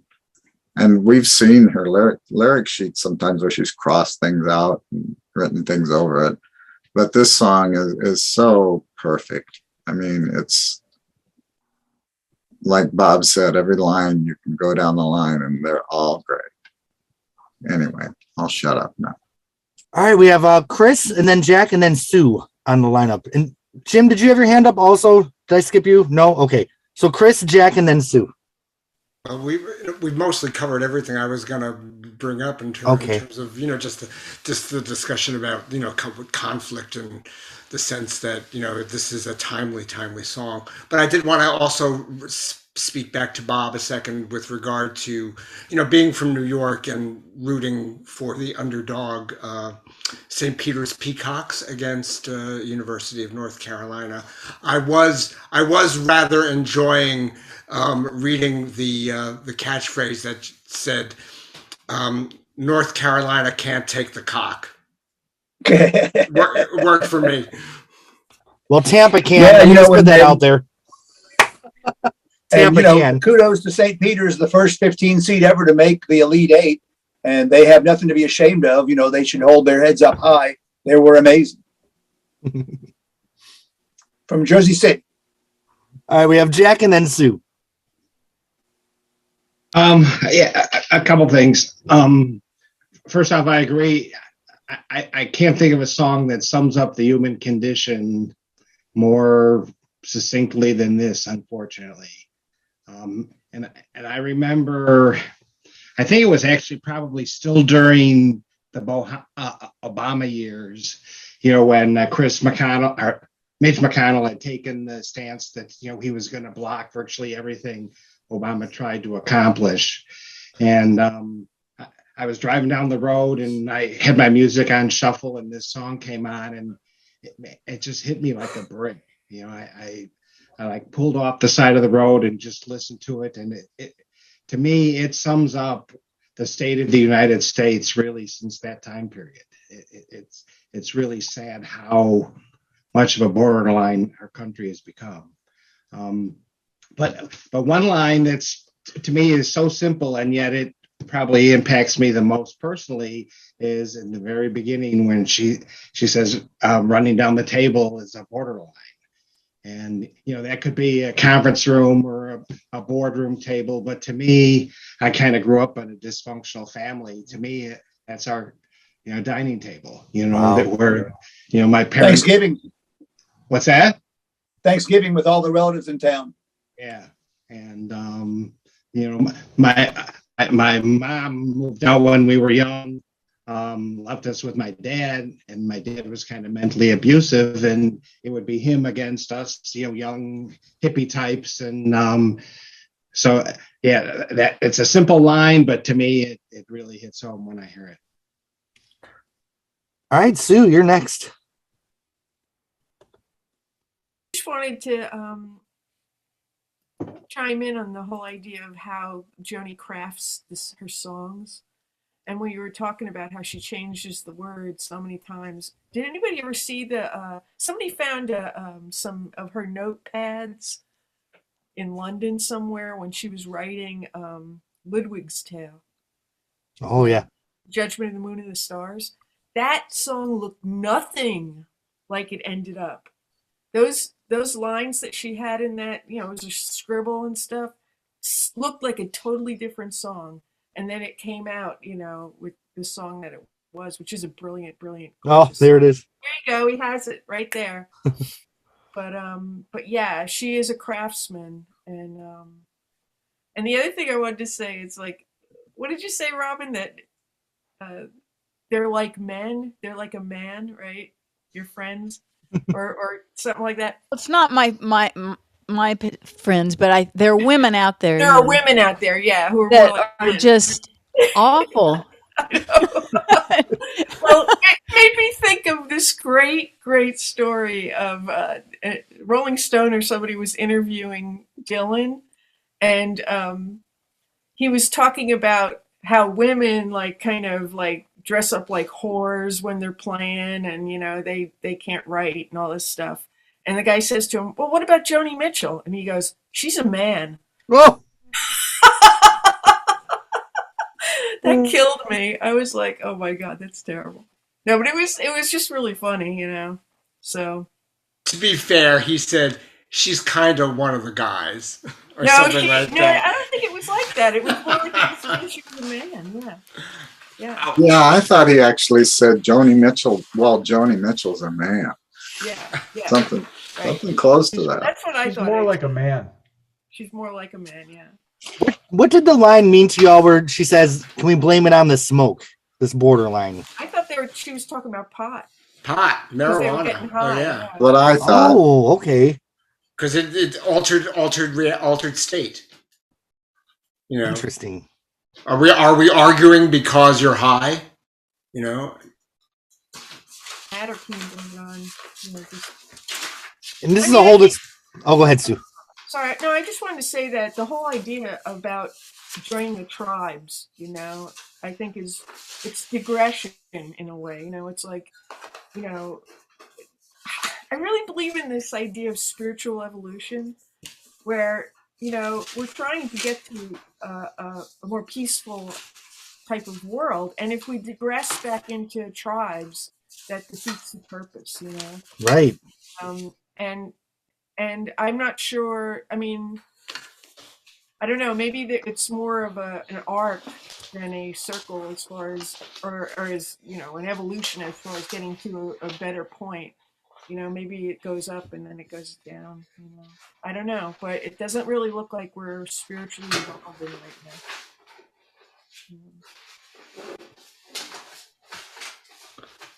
Is the JMDL a tribe?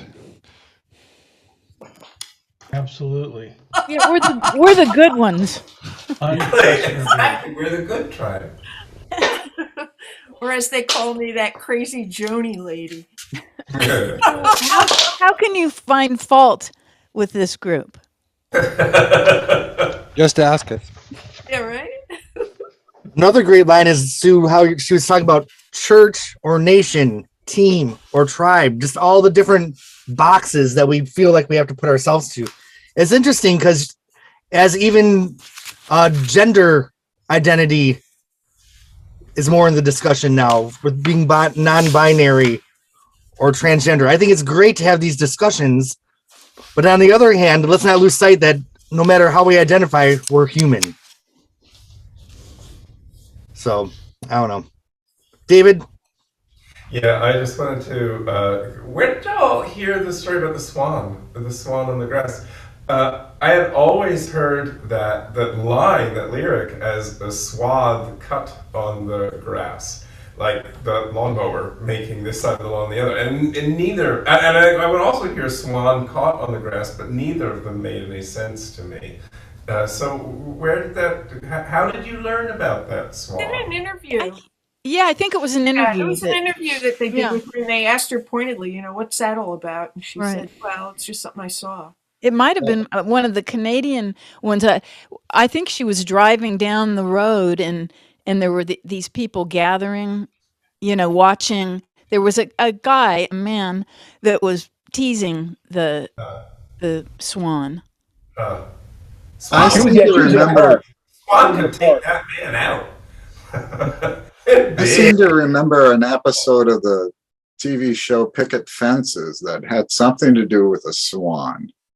And I don't know if some kid had killed this swan or what, but it talked about how the swan would put a twig in front of it and drawing a line, a defensive line. And I think this is a behavioral trait of swans. I don't know for sure, but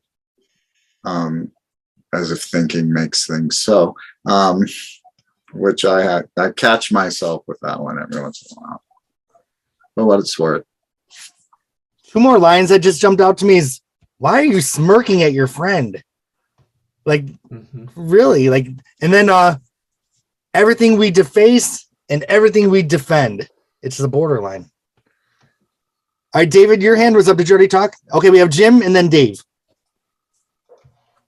Okay, there's a great Monty Python skit where there's a guy guarding a bridge, and he keeps saying, "None shall pass." And so I think the thing with the Trumpers is that hatred is addictive for some people, and so they get that daily fix from Fox. And it's like, just look what those Democrats are doing now, and it's like. And it's like, Obama was wearing a beige suit. Can you believe that? How desperate is he to be liked that he's wearing a beige suit? And of course, there was the Democrats immediately dredged up a picture of the vaunted Ronald Reagan in a beige suit. There's, but it just feels so good to hate people. I noticed this week that the Trumpers at work who have been praising the Donald that You remember the Donald, the disgraced former social media influencer, the Donald? They were praising Donald for talking tough, and now they're criticizing Biden for talking tough. I'm out. All right, Dave, and then Chris. Well, actually, I have 2 points. One is that surely the life of Brian is the better analogy, Jim. The People's Front of Judea versus the Judean People's Front. They can't stand each other. You idiot! We're the Judean People's Front. And I love the acceptance ritual for being allowed into it. You've got to really hate the Romans. Oh, I do. How much? A lot. Right, you're in. Exactly. Actually, the point I was going to make was actually that this version of Borderline didn't knock me out until the song didn't knock me out until I heard it on Travelogue. I don't know if anybody else has had that experience, but I was at the gym listening to Travelogue, and this song came on, and maybe because it slowed down more or something, but it just was so powerful that it made me go back and revisit the Turbulent Indigo version. And, and I still feel the same way. I mean, I appreciate both versions, but there's something about tempo and arrangement that lets the narrative really come into relief on Travelogue. And I know that's probably an unpopular opinion because there are a lot of people who dislike the orchestral albums, but I'm not one of them. If I may just interject, you're the first person I ever heard of that would pick Travelogue as a workout album to listen to. All right, Chris, is your hand up? It is for just I just want to acknowledge, because it sounds like what we were describing early on when we started talking about this song was sort of Joni's take on the growth of conflict and where it is and how it's pervasive, and but what I'm hearing as our conversation has gotten is that we're all on board with it to some extent. We all see part of ourselves within it. We're all guilty in some regard to it.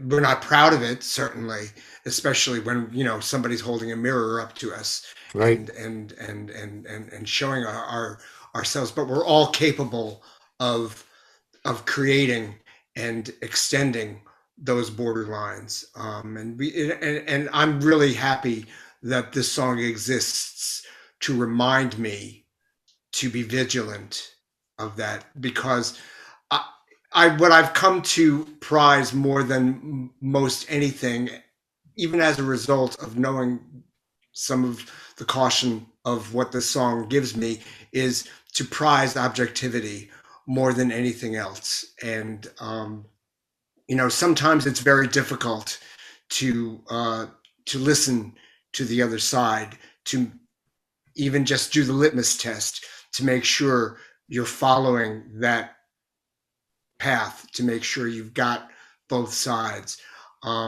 because there are other convictions that you have that are innate to you that are just not compatible to what that other side is offering. And I think that's perhaps one conflict that she doesn't discuss, is what do you do when you come up against that incongruity that you can't get over, that you can't get past, because to do so challenges something you find too important within yourself. It's a whole new level of both sides now, isn't it? Yes, it is. All right, David. Yeah, I'm wary of just driving this conversation into the ground here, but it's completely fascinating, because with Joni, like you were just saying about both sides now, she's always been the streets are never really mine, not mine these glamour gowns, but she's also seeing both sides. I mean, there are streets and there are glamour gowns, and one's over here and one's over there, and I guess, I think this is a great song, but I also want to, what do I want to say? Something about, well,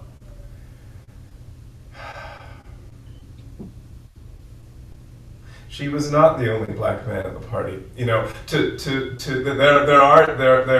are distinctions that are actually valuable and useful, and that when you say, oh good heavens, I am not like you, that actually generates a power and a position, and that there is something about positionality that is really fucking important.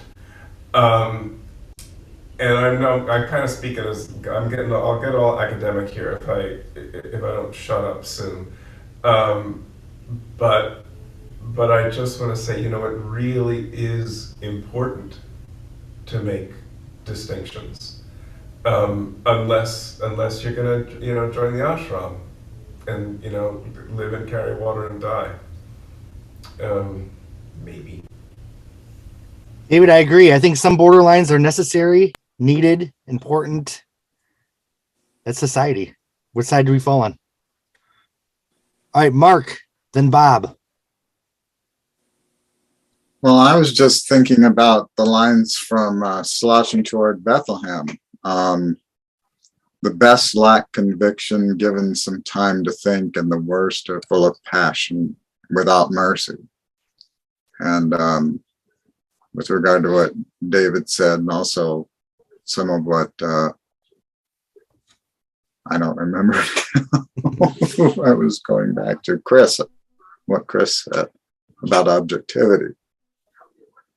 On the one hand, if you don't take a side and you do nothing, I mean, we're looking at a war in Ukraine right now, and they're begging for a no-fly zone, and I can see why we don't want to get into that, but these people are being bombed, and the whole city is practically gone, and how many refugees? Close to 4 million left the country, and we're saying, no, we can't do that. I guess we're doing everything else that we can, but anyway, I'm getting off track, so I better be quiet now too. Bob. Yeah, so just further to what David said, I think Joni's always been about duality, seeing both sides now, and the eagle and the serpent are at war in me. It's almost now with borderline, just okay, are you eagle or serpent? Are you win or lose? Are you up or down? What side are you on? There's a borderline. It's interesting progression. All right. Do we have any other thoughts on borderline? I just want to mention that my discussion of Madonna's borderline on Madonna's episode lasted about 2 minutes. So we had much more to say about Joni Mitchell's borderline and the Joni Mitchell Turbulent Indigo podcast. And Madonna's version was a huge hit. And it only took 2 minutes to discuss. I mean, I know it's thin in comparison, but still, it was a huge hit. I might be exaggerating, but I do have to say this is one of the best discussions we've ever had. I've enjoyed every second of it. So thank you all. All right, Bob, who covered this one? Yeah, well, this is an interesting one. We've had seven covers. The first one was by Tatiana Balakursky and Alex Najarov in 2008. I'm not sure if they're Russian or Ukrainian, I guess Russian. But anyway, they were the first. But what's encouraging about this particular song and covers is like 5 of the 7 have come in the last 2 years. Wow. 2 or 3 years. So I think people are finding this song as a touchstone, maybe hearing it for the first time and thinking, oh, holy crap, this song is so totally relevant. I've got to do it, now. and it's been done 3 times in the last 2 years. So it's, for me, really encouraging that this song is being discovered. I mean, much like River was never done until all of a sudden, it became the hockey stick Joni cover, especially towards the end of the year and Christmas records. But I'd love to see Borderline get hundreds and hundreds of covers to get more exposure, to show people just how brilliant the song is. Didn't Nora Jones do it at the Nora Jones did it for the 75th birthday. Yeah, I had that. Here's a note, and I didn't throw it out there because I'm so passionate about these new covers of the song. Dave. It just occurred to me that fiddle and the drum, of course, is in this same duality tradition that she set up for herself, and that was early on, where she was referencing the dichotomy, and in that case it was between America and its neighbors, but it could be any other kind of opposition too. All right.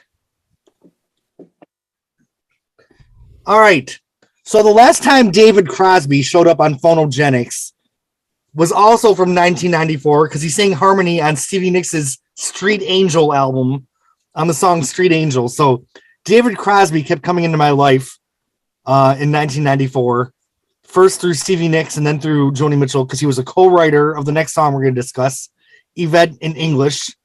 Melissa Etheridge would be looking him up in a couple of years, but we won't talk about that.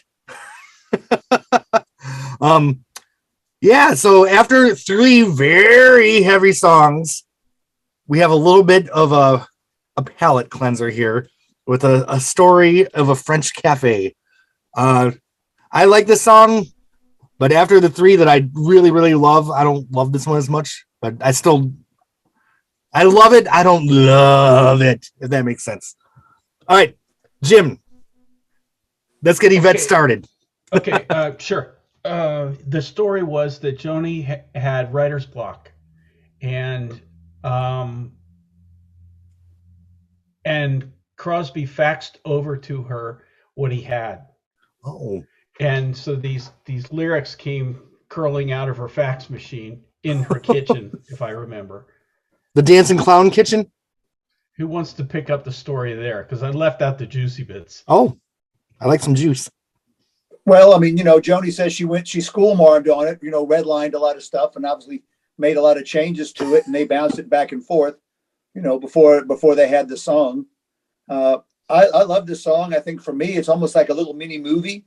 It's hard to listen to without seeing all these visuals. You see the characters, you see the cafe, you see her asking for, to light the cigarette. Wayne Shorter's work is nothing short of, perfect and amazing and wow, and every time I listen to it, it's just, you hear more and more of his descriptive playing. So, love this song. And like you said, Jeremy, it's a much needed antidote to, the triple hammer blow that we had with the first 3 songs on this side. Yep. Love it. And I do think I'm underselling. I love this song. So scratch what I said. It's so, I don't know. I'm still on a borderline high, so I can't talk yet. Mark. I seem to remember seeing somewhere David Crosby's original lyrics and her adjustments and rewriting of them. And boy, she really honed that thing and refined it and made it into something really good. And I like the song a lot too. Some of those lines, they're burgundy nocturnes, tips and spills. Yeah. They trot along nicely in the spreading stain. There's some wonderful lines in that song. And the story's nice, and the bony bridge between left and right. It's a nice palate cleanser, like you said. And it's about really the only bright spot on the whole record, I think. I feel like it did for the second part of the album what How Do You Stop did for the first part, but much better. How Do You Stop isn't exactly what you would call upbeat either. All right, Jim. Oh, and then Dave. So Jim, then Dave. Okay. I Yeah, as I remember now, Crosby had you look Crosby talking about Yvette says you look like Picasso drew you. And Joni's rejected that line immediately because it's like, what does that mean? She has the one eye down here or something? What does that even? It doesn't give you a visual that you want to live with, right? It's a visual, and he's like trying to like it was more like he was pitching the idea of co-writing a song by putting a painter in it because he knew that she loved Picasso and. So he was kind of like pandering maybe a little bit by doing that. And she wrote cliche all over it. Cliche. like she was a school marm. Oh my. All right, Dave. Well, wasn't Myrtle a school marm? Wasn't that her career? She was a homemaker, as far as I know. No, okay. I thought she was a school teacher. I Anyway, seem to remember that too, Dave, that she had taught school anyway. well, maybe when Joni was very young or before she was born. We love playing Yvette. We sometimes start our show with it, and it's just got a lovely atmosphere. Starts with a beautiful chord, and it's got a very, very spacey, drifty kind of vibe to it that's really fun to do. And it's also like you were saying, a wonderful visual. You can, if you've ever been to Paris, completely picture the black water and the amber lights, and it's just a beautiful depiction. It feels more like a Joni lyric than a Crosby lyric, but that's probably because she made him do so many revisions. His version, Crosby had so much respect for Joni. Yeah, he does. His version. Have you all heard Crosby's version of it? It's kind of blah. It needs her delivery, I think, to into life. On the Joni Mitchell website, on the lyrics for this song, it does list the David Crosby draft lyrics. If anyone's interested, you can look them up there. They're very, very different than the final song. So would you rather hang out on the Spanish Steps with the Botticelli Black Boy or at the French Cafe with Yvette? If y'all had to choose your own adventure. Sue, you have your hand up next. It's funny you say that because when you were talking about palette cleanser, I was thinking, yeah, it kind of reminded me of Only Joy in Town as the, palette cleanser, like kind of a little lighthearted song, But when I first started playing Joni alternate tunings, this was one of the first songs I played, and that one chord change where she goes, little bit of instant bliss, like that chord change just like blew me away. I mean, I just thought that was so beautiful, the way she changed that chord. And it's the song's in one of her favorite tunings too. I mean, there's so many songs you can play in that tuning. It's the Night Ride Home Passion Play tuning, but capoed on the first fret. Right. Yeah. I love the line, a loudmouth stricken deaf and dumb. That's Crosby. Yeah. Undoubtedly Crosby. Sometimes if I see a babbling brook or something, I'll stop and take a 10-second video of it on my phone and then post it on the JMDL. Hi, Mark. The JMDL Facebook group, and put, please have this. And invariably someone will finish the line. I guess I love this song. I keep talking about it. Yeah, I love this song a lot more than I first said. I'm like, the more we talk about it, I'm like, I love this song. And like I said in the first part, I got kicked out of my house and got my very first apartment that was so drafty and cold that winter. And this song, especially with that the way it kind of trails off at the end just reminds me of those cold drafts coming through my window and just the romantic story. Oh, music's like a time machine, isn't it? Because I'm feeling like it's 1994, December. All right, David. Oh, you're muted, though. Okay, I'm here. I've always thought there was something about addiction here, where she's saying, try this little bit of instant bliss, and the line, new thrills, new chills in the old uphill battle. Yeah, I don't know. I just always thought that might be part of it, or not. All right, Sue, was your hand up for before? Or do you have some more to say? Yeah, I just wanted to say one more thing about a lyric. I really love that lyric. Her cigarette burns her fingertips. As it falls like fireworks, she curses it. I think that's such a great line. Mad. Oh, so great. All right, Chris. There's some sophisticated. Can you hear me? I'm sorry. I'm sort of moving the machine around here. You're a little quieter than before. Okay.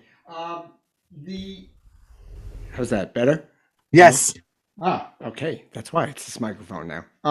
There's some sophisticated writing again within this poem. I mean, her alliteration, the way she works the repeated line in again and again, have this little bit of instant bliss that's kind of closes the thought before reopening the next stanza. And she changes subjects pretty effortlessly through it. But the instant bliss line, I've always associated that with smoking.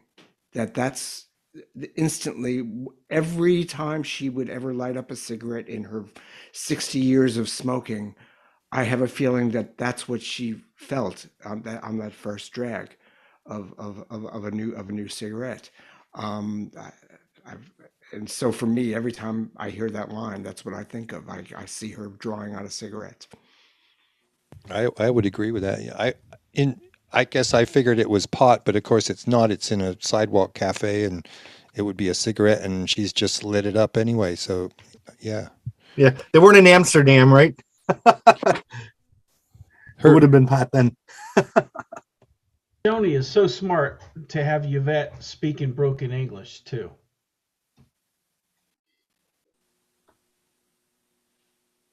It's coming from Canada. I would have thought that Joni's French would be really good, but unless there's a Canadian variant of French that's pretty different. But she says "Avez-vous une allumette?" The S is pronounced when it's before a vowel, so it should be "Avez-vous une allumette?" But at least that's what I learned. But maybe it's different in Canadian French. This is the woman who says laundries. There's no such thing as Saskatchewan French. No. Is that French? She's speaking in Dancing Clown, where she says, "What is it? Cherchez le." Cherchez la femme. Yeah. Joni's first French since Dancing Clown. Somebody on the list a long time ago said that she mispronounces Champs-Elysees too. That sounded right to me, but what did they claim it should be? I don't remember because I can only hear Joni in my head. I didn't take French. Yeah. I'm an Ohioan. What do you want? Yeah, I'm from Western New York, so I'll believe whatever Joni says. Well, I had 10 years of it, so I would allow for variance. Does she pronounce the P? Does she say Champs-Elysees? I don't think so. Because I always kind of thought that there was a little bit of mispronunciation there too, and I can't remember what it was. What song is that from? I'm drawing a blank. Three Men in Paris. Oh, yep. Jake, your hands up. Yeah, I always thought this was more of a seduction song. One, I think it's got a real sexy vibe, and I always thought of Yvette as being the little bit of instant bliss. But maybe that's just me. I did too. I thought it was that little bit of romance in the Yeah. air. It's feline. She's a cat, remember? Meow. All right. I Anyone get else that want to because talk about Yvette? Yeah, the first line is he met her in a French cafe.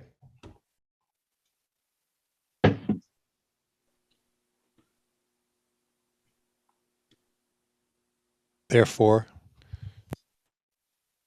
Well, therefore, she's kind of the spice in the song, you know? She's the instant bliss. I get that. And we had a discussion about the French line, and of course I can't say it, avez-vous un element, but it was actually in French slang. And Dave, maybe you can clarify or correct that somebody said, yeah, well, in directly it means will you light my cigarette, but indirectly, colloquially, it means do you want to light me up? Ooh. In other words, you want to mix it up.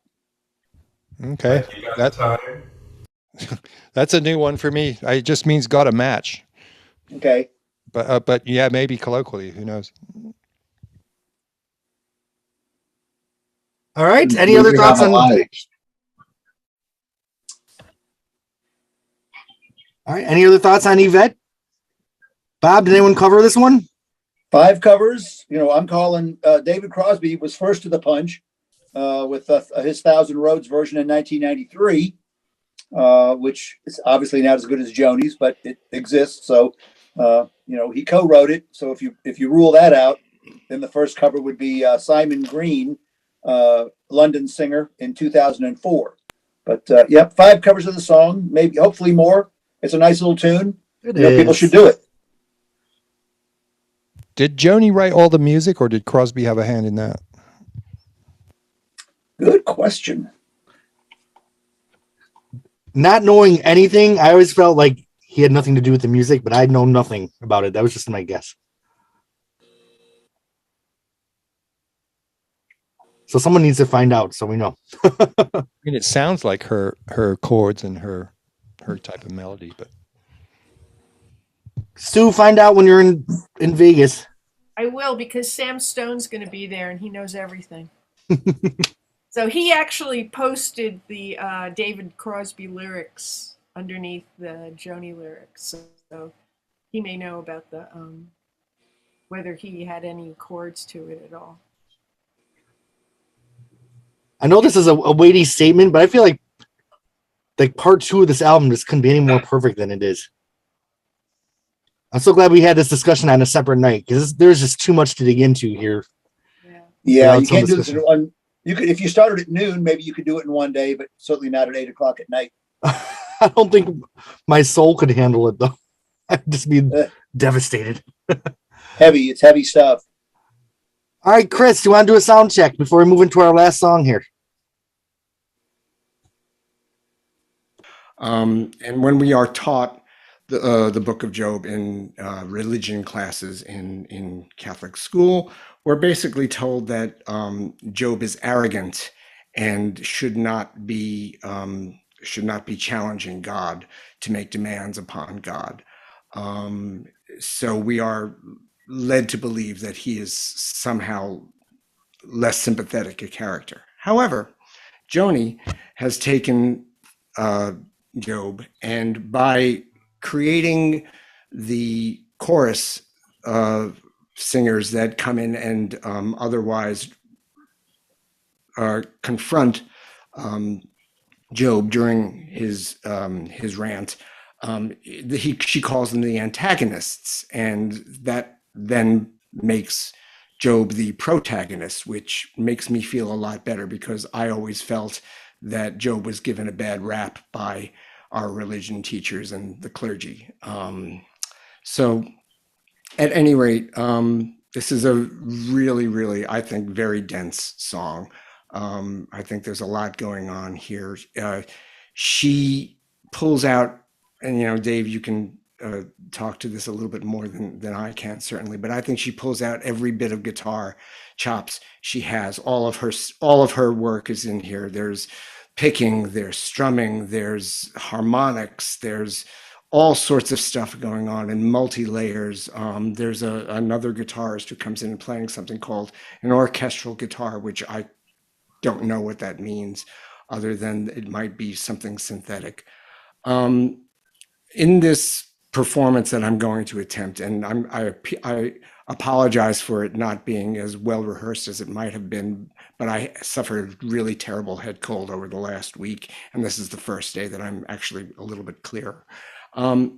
I can only sing, I cannot really sing the antagonist's part. So if you're planning to sing along with it, you may find yourself out of room from, in different places, because I changed a little bit of the phrasing along the way. Anyway, I'm going to give it a try and see how it goes.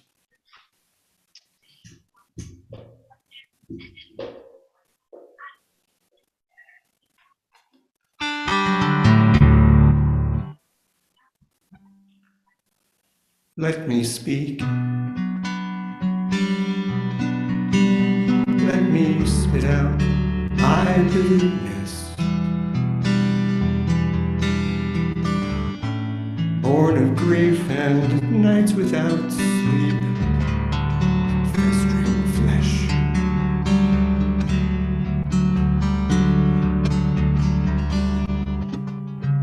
Do you have eyes? Can you see like mankind sees? Why have you soured and curdled me?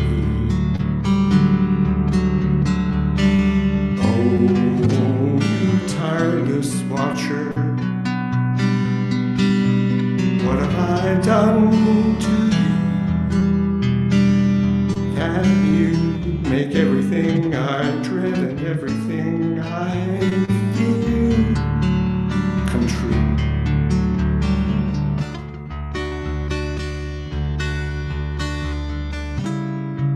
Once I was blessed, I was awaited like the rain, like eyes for the blind, like feet for the lame.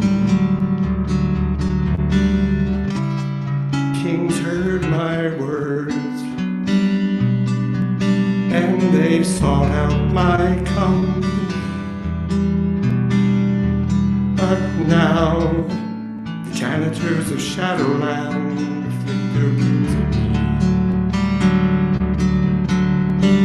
Oh, you tireless watcher, what have I done to you that you make everything I dread and everything I fear come true?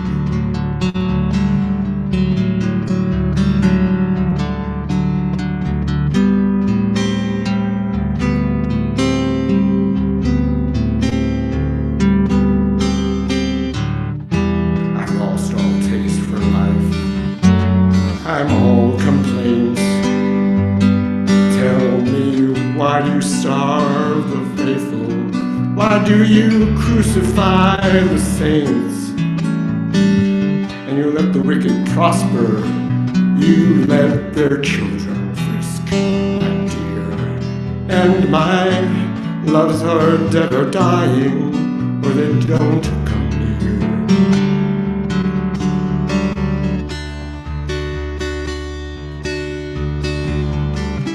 Oh, and look who comes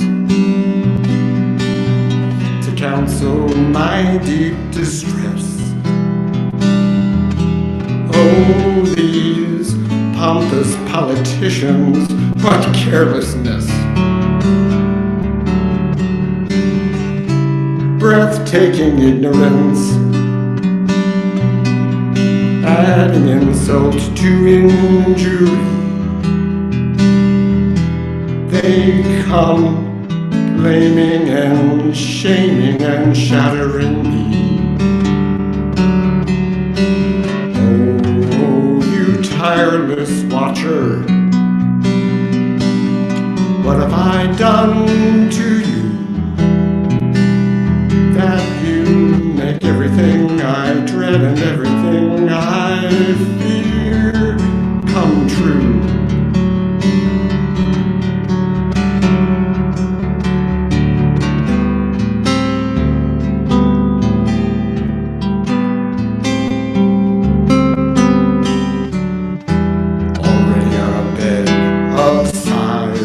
screams, and still you torture me with visions. You give me terrifying dreams. Better I was carried from the womb straight to the grave. I see the diggers waiting, they're leaning on their spades.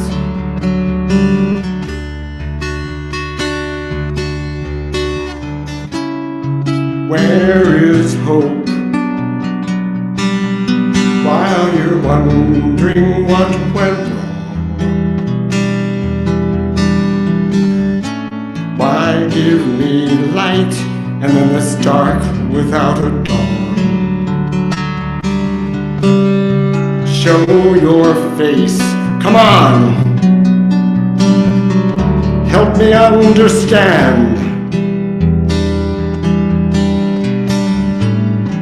What is the reason for your heavy hand? Was it the sins of my youth? What have I done to you that you make everything I dread and everything I fear come true? Everything I dread and everything I fear come true. Oh, you make everything I dread and everything I fear.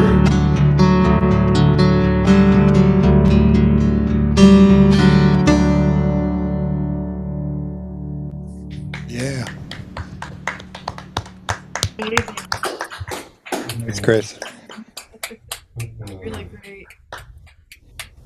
Wonderful.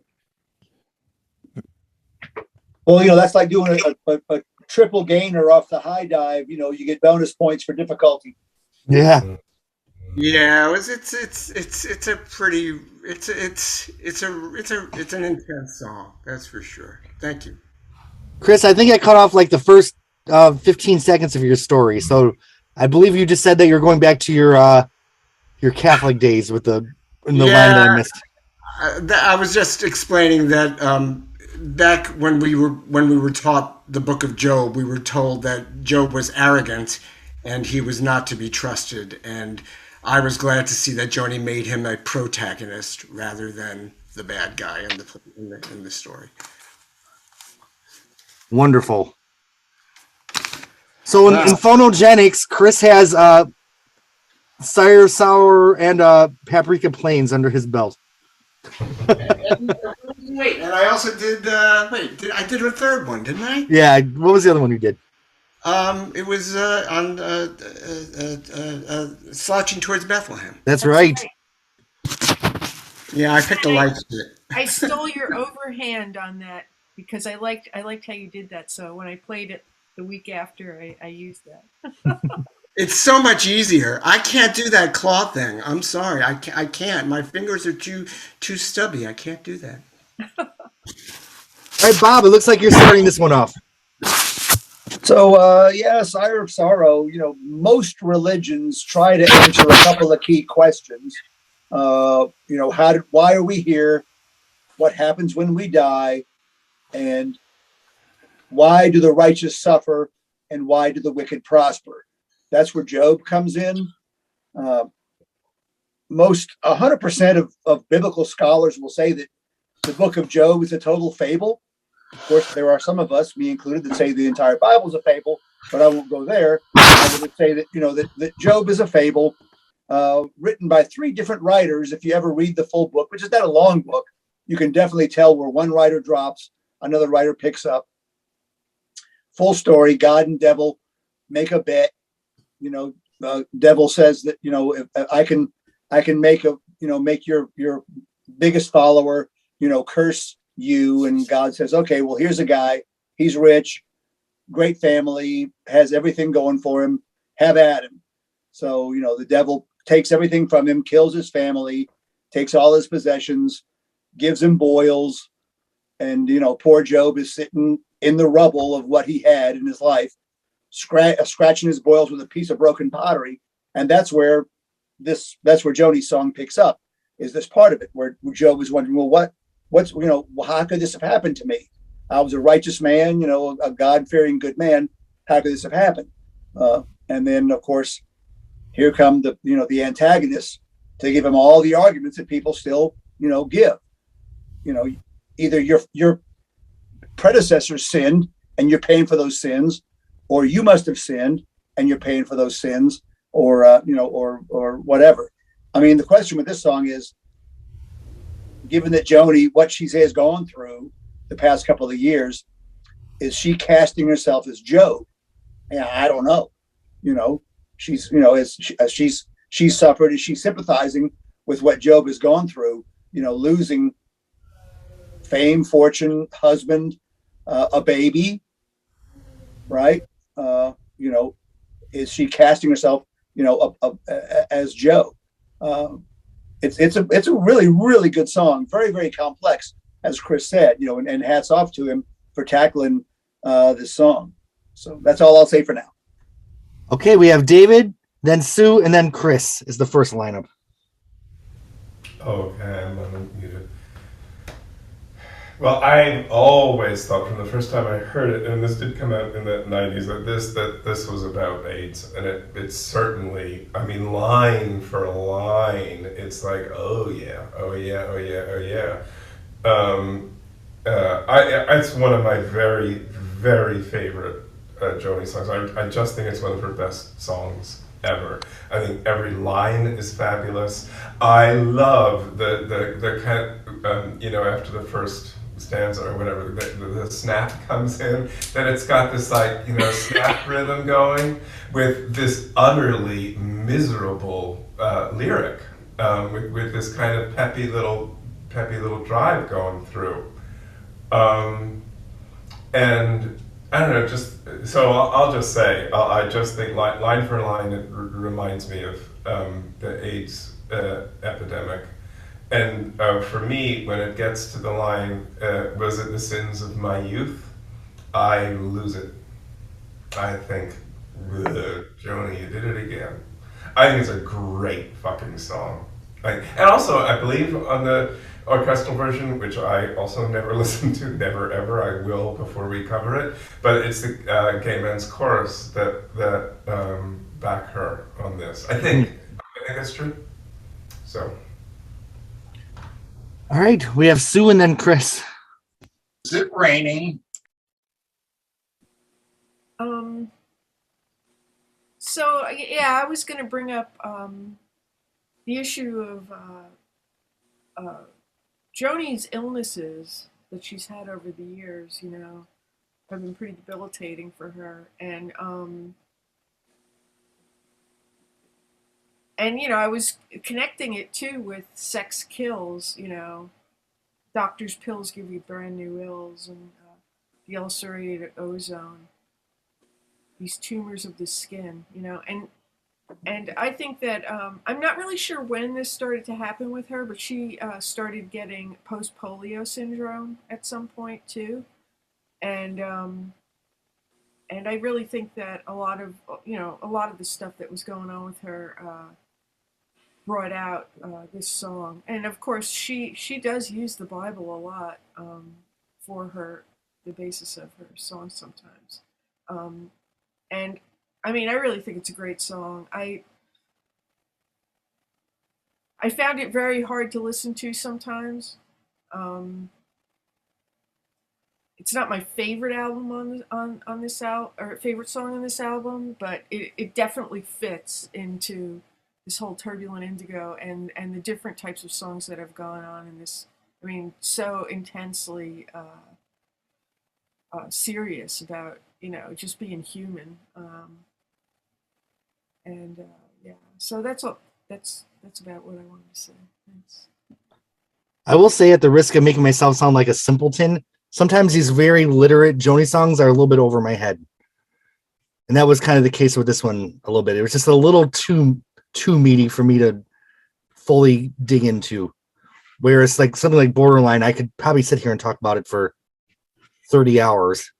But so I'm very interested to hear everyone's take on the song, because maybe it'll help me gain some insight into it. All right, so we have Chris and then Mark. Well, the song it's epic. Again, it's one of those pieces that she's adapting from a really, and this is Lennon. We're bigger than Jesus Christ. Well, here she is going again to the Bible. She, did it with Saint Paul to the Corinthians, and now she's taking an entire book and a relatively, I want to say, a controversial book within the Bible, and humanizing it in a way that sort of brings a little bit of her own experience to it. The only specific experience that I think she perhaps was bringing to this was, I do think that she suffered mightily from falling from grace in terms of sales and record company stuff after Court and Spark. I think that falling down in popularity really struck her. She smarted from that, I think, for a really long time. I do remember reading that at some point she was playing for the King of Sweden and other notable heads of state around the world. So when I heard the verse about once I was blessed, I was awaited like the rain. Kings heard my words and they sought out my company. I thought she was really speaking very personally for that particular piece. And whereas some of the other imagery in the song is more conventional Catholic imagery, why do you crucify the saints? It's sort of, there's somebody is addressing a deity, as opposed to she stepped away from her being in her own head, I think, for the rest of the song. Now, with regard to the structure, correct me if I'm wrong, guys, but I don't know if she did another sort of sense of the way this song is structured, with the chorus coming in and sort of answering phrases. Were there other songs she did beyond or after The Gift of the Magi? Because I know that that sort of, The Gift of the Magi sort of struck me as being structured similar with the antagonists and Job. And I don't know if anybody shares that point of view. Unless you want to do the dancer and pirate of penance.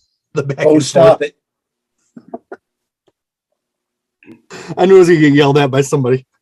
I think Coming from the Cold had choruses too, like that. We're talking about kind of a Greek chorus. Yeah, kind of, yeah, but but involved in the actual storytelling. You know what I mean? Having a point of view from which they would either challenge or otherwise comment upon. Are those the tireless watchers? Well, they're the antagonists in this song, but I mean, I think that the other friends and family or whoever they were talking about, oh, what a poor soul, for the gift of the Magi, they sort of did the same thing. Were there any other pieces that were built structurally like that kind of... Pirate of Penance. I'm seconding Jeremy. Pirate of Penance. So who are the tireless watchers? His friends. God is the They're tireless three of his watcher. friends. I think God Chris is the referring in the Gift of the Magi to what a fool was she. There's that little bit of editorial comment that comes in there. that she describes coming from the family and extended family, aunts and sisters and cousins, and that's what she described when she would do her pre-stage banter before singing that song. But Dave, to answer your question, I think the tireless watcher is God. Not nuns or I mean, it could, taken out of context, of course, it could be, modern surveillance. We're constantly being watched, but in context, I think it's a religious thing. Yeah. But why is it plural? And it's not. It's not. It's watcher. Tireless watcher would have Okay, been. thank you. I always heard it as watchers. and that the first line is, do you see like mankind sees? So it's like there's this unhuman watcher. All right, we have Mark and then Bob up next. Well, excuse me. I agree with what David said, and I don't know that it was intentional, but from my personal experience, it just really, so much of it just kind of shot an arrow into me because it matched up with a lot of things that I went through in my own life. I don't know if that was intentional, but or if it's something that I project onto the song, and I'm not gonna go into specifics here. But a lot of it is just that line about once I was blessed, I was awaited like the rain. Towards the end of his life, Edward was pretty much confined to home, and he told me once, you're my whole life now. And I also remember seeing him. We used to sometimes catch the same bus home. When he worked in downtown Seattle, and I worked slightly north of there. And I'd get to the bus stop first, and I'd see him walking up the street, and he'd see me smile and wave at me, I was awaited like the rain, like eyes for the blind. And I still remember the first time I rode the bus home from work after his service and everything. And I got off the bus and I started to walk to the house, and I just started to bawl because I knew he wasn't there and he was never going to be there again. So this song is a tough one for me. It's hard for me to listen to it. At some point I had to stop listening to it because I was becoming too obsessed with it. And there was something else I wanted to say. And I don't remember what it is right now. So that's enough from me right now. Mark, thank you for sharing that. That's a beautiful memory. All right, Bob, and then Chris, I believe. Oh, well, if I can talk through tears. I know, I'm crying too.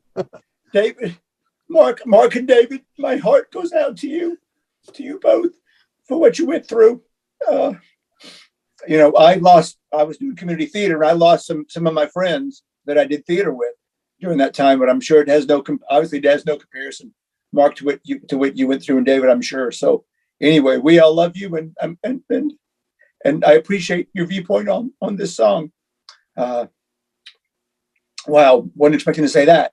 Okay, so number 2, musically, again, like in Yvette, I'll talk through tears again. Like Yvette, Wayne Shorter on this song is just fucking incredible. I mean, just incredible. He's a machine. Just amazing. These last 2 songs just kills it. And then the last thing I'll say that I'll share is that somebody, and maybe our long-termers, it's most of us, I guess, somebody from the JMDL went through the Bible and matched up Joni's lines to the specific verses in Job that, she didn't obviously copy verses, but, a lot of them are transcribed to make the song. But they did a lot of legwork in, okay, this was chapter 2, verse 7. This is chapter 2, verse 10. It was really, really brilliant. But Joni says, what does the song mean to you? So. Well, that was the other thing I was going to say, was that this made me go back and read the book of Job, because I never had before. And it does match up pretty much with it. And love you much, Bob. Thank you. Yeah, oh, go ahead, Bob. And my heart goes out to you, and my heart is 100%, according to the cardiologist yesterday. Oh, you have Well, it's 100% funny of because Bob's it's heart. almost 30 years. I'm not going anywhere. It's funny because it's almost 30 years. It was 93 when Edward died. And it's still, the song, even watching Chris do it just now was like intense. And I know at the beginning of this discussion of the song, I said, oh, I never listened to it as much because it was over my head. But now looking back, I think it was just too fucking painful. Like, the song just hits you. I'm remembering how hard it hit, and it was a lot easier to just stop at Yvette sometimes. All right, David. Yeah, what gets me, what I think is just amazing about this song is like I said, it's kind of line for line, and it's like I see the diggers waiting, they're leaning on their spades, and it's like, I was at that funeral. I was at the funeral where the diggers were waiting on their spades. I also swear that one of them was eating a hard-boiled egg, and I think I might have made that up, but I have this really strong memory of, Paul's funeral, the people leaning on their spades. And, I don't know, and the children frisking like deer, the wicked prosper and their children frisk like deer, while my loves are dead or dying or they don't come near. I mean, it's like, yes! Each of those things. So, again, I don't know how she did it. I mean, because it's so...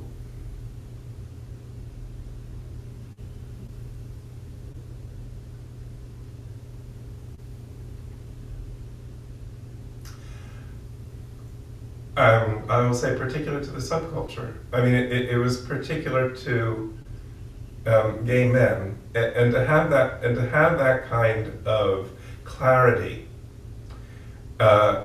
for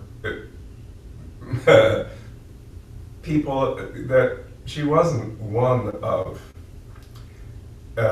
is really kind of amazing. I mean, really amazing to me. So, it seems bizarre to me that that she's written something that's open enough for me to empathize with it so completely.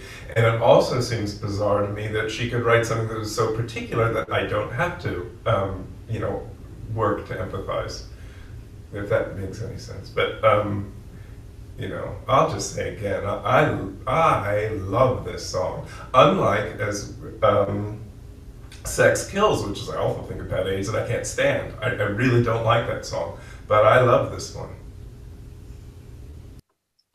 I think for an opening line of a Joni Mitchell song from 1994, opening with "Let me speak, let me spit out my bitterness," perfection. Like, she summed it up right there. Sue.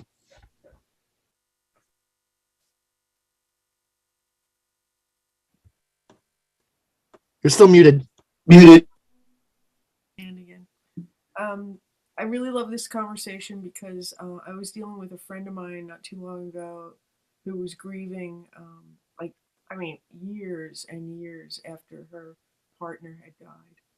And, it was just like it happened yesterday, and I felt really, really felt like I wasn't helping her. And, and I was saying, they have free grief classes or groups at hospice, I'd go with you, whatever, and Joni and why she wrote this song. But it's just such an incredible, and I think that Job in general is just a really intense treatise on grief, a really, incredibly hard emotion that lingers for so long, and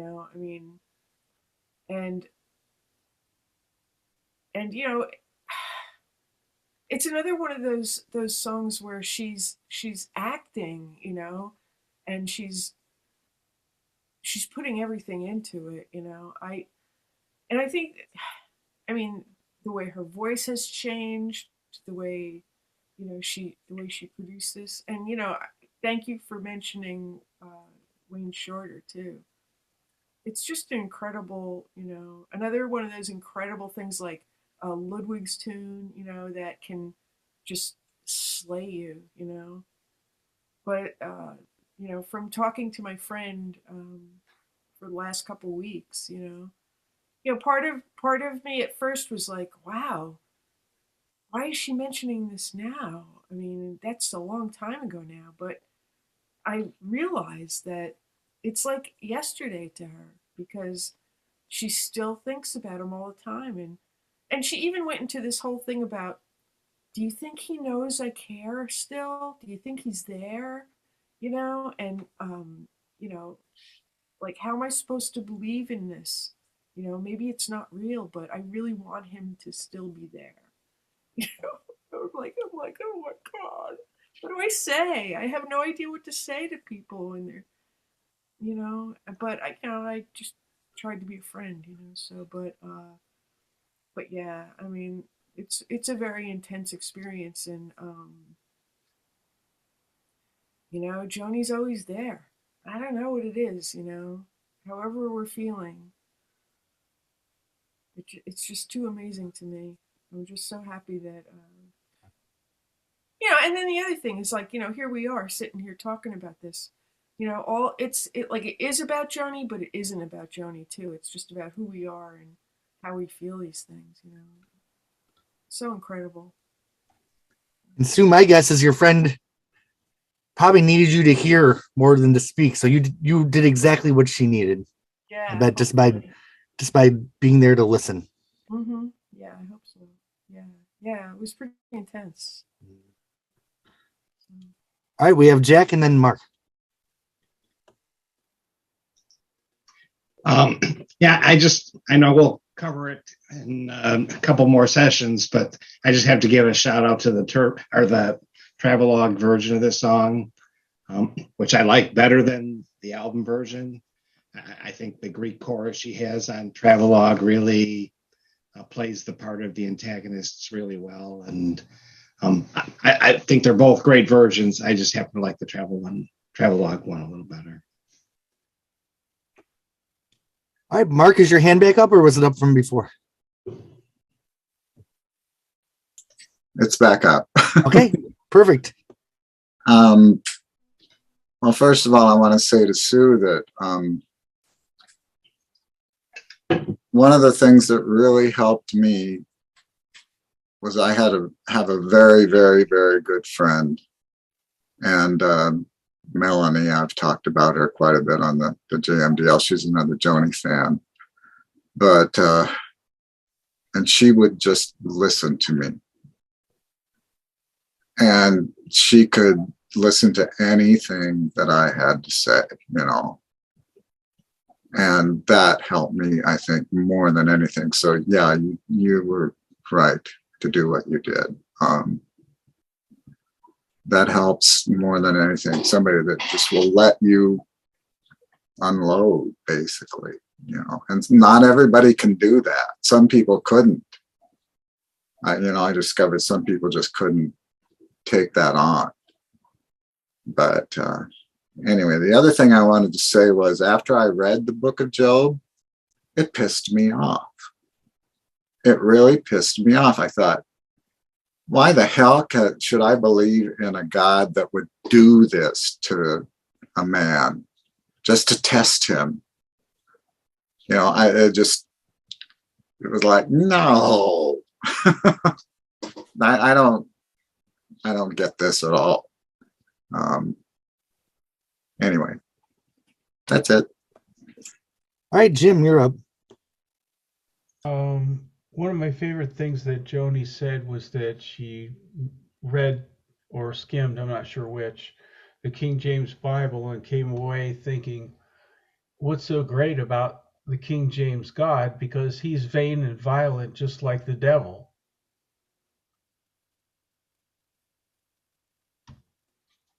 That struck home with me. And I'm reading the antagonist part, and in the lyrics, it's plural, more than one antagonist. And so it man is the sire of sorrow. And I was thinking about the word sire, like that's not a word we ordinarily use, but I'm pretty sure it means parent. So man is the sire of sorrow. In other words, it's this existential thing that we, cultivate, or we are responsible for it. It springs up from being people. And the way she has the song structured, I'm thinking maybe the antagonists are the people who make excuses for the book of Job, because like saying, oh, don't worry so much about it. It's God is correcting you. It's not that God is punishing you, it's that God is correcting you. That's why I don't go to church. That kind of thing. I'm sure I'll get struck by lightning one of these days, but it's been working for me so far. And I think she's exactly right. God is vain and violent, and what did Graham Nash say? So many people have died in the name of Christ. I'm out. It was interesting. I was cruising around the internet one day after we did the part 1 podcast, just reading reviews of Turbulent Indigo, just for fun. And I came across some kid's blog that was so bitchy. He gave like Blue a D, but his review of Turbulent Indigo was like, the whole album was boring and it sucked. But then I got to this last song, The Sire of Sorrow, and it was one of the best songs I've ever heard. And I listened to it over and over. And it's a masterpiece. So that really contributes nothing to the conversation, but I just thought it was interesting that some kid found this song and it rocked his world. All right, we have David, Chris, and then Bob. Yeah, I'm sorry, but I love this song, so I'm gonna go on and on and on about it because Jim, having mentioned the Sire of Sorrow, this is another reason why I think it is about AIDS and gay men, because what it's like, you don't fuck when you fuck. You don't you don't sire children, you sire sorrow. It's the antagonists who are saying that. It's the antagonists who are saying man is the sire of sorrow.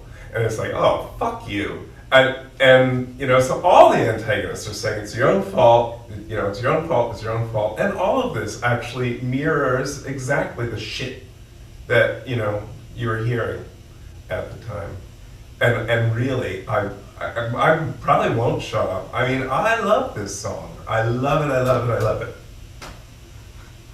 Please don't shut up. Keep talking. All right. Yeah, I'm sorry, but go ahead, Mark.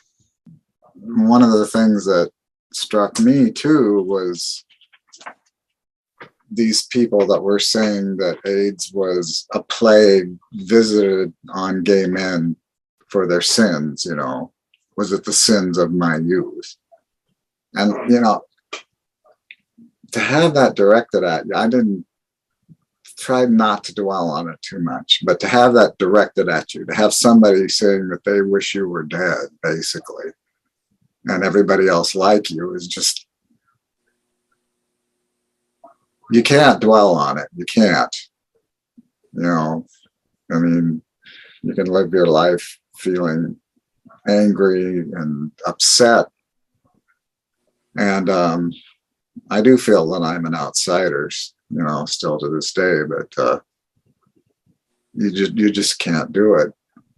But there are still people like that, I'm sure. You don't hear so much about it anymore because AIDS is kind of gone underground. It's not gone, though. It's not gone by any means.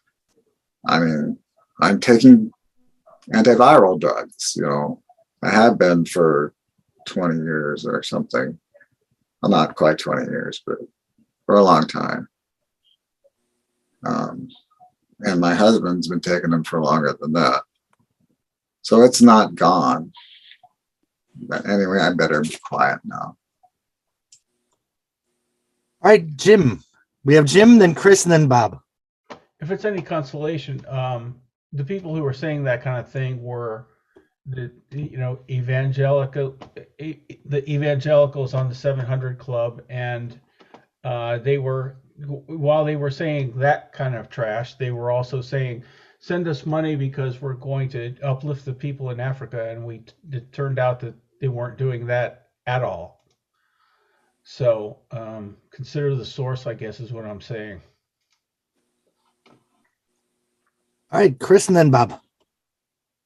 I'm trying to read in a little bit into the antagonists right now, and what I kind of glean is that there's the point of view from the antagonist that, man being the sire of sorrow, that everything was fine in the garden.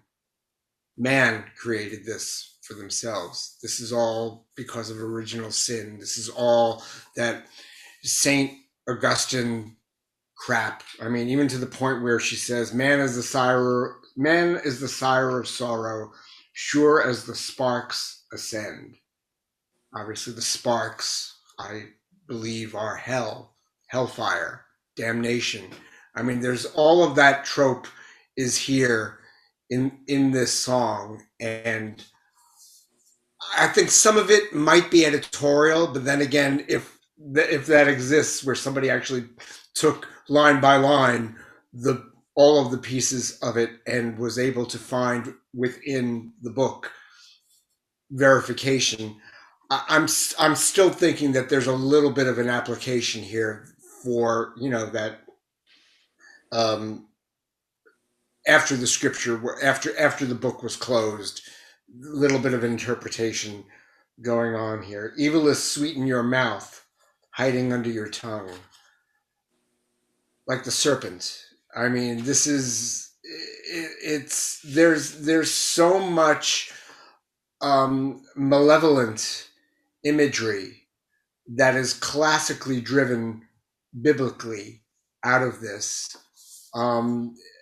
It's extraordinarily difficult to hear it, especially in the context of what you guys are describing in terms of living through hearing that kind of verbiage thrown in your direction, or getting the sense that there's an entire world out there looking at you through those lenses. I can't imagine. I mean, I did not have a lifestyle that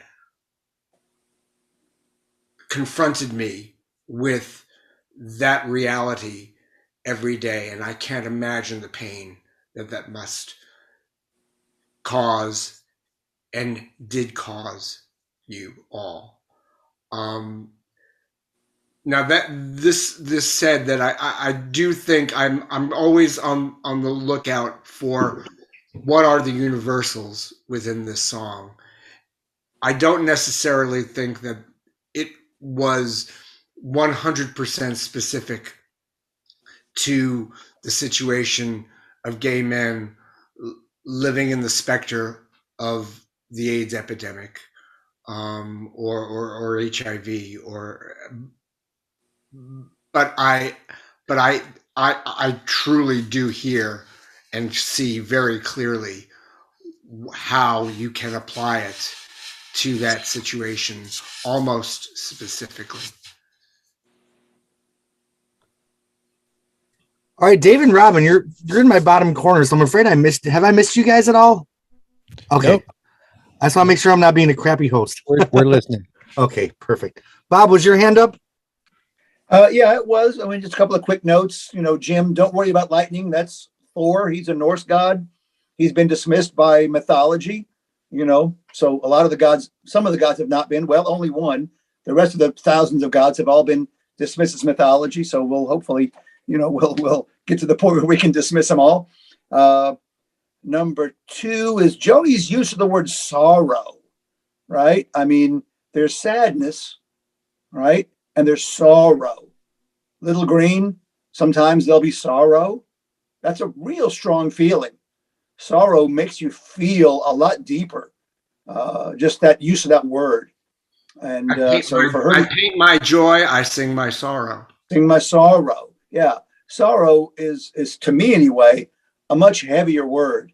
And she uses it not commonly, but when it counts. And I think in this song for her, it counts. The antagonists are Job's contemporaries. Think of him being, obviously he was rich and wealthy and had a big family. So he had friends who also were rich and had big families and lots of things going for him. So this was a good old boys club that Job was a part of. And so all of a sudden he loses all of his stuff, and his good old boy buddies come to taunt him about what's happened. And that's what the antagonists are all about. That's it for me. Until covers. All right, I don't see any more hands up. Do we have any other thoughts on Sire of Sorrow?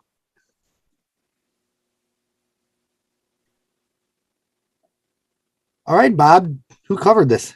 All right. Well, the covers, there's only been two, not because of the quality of the song, because the song is amazing and brilliant, as we've discussed, and it makes us cry and feel, and those things that Joni does. So the song is totally brilliant.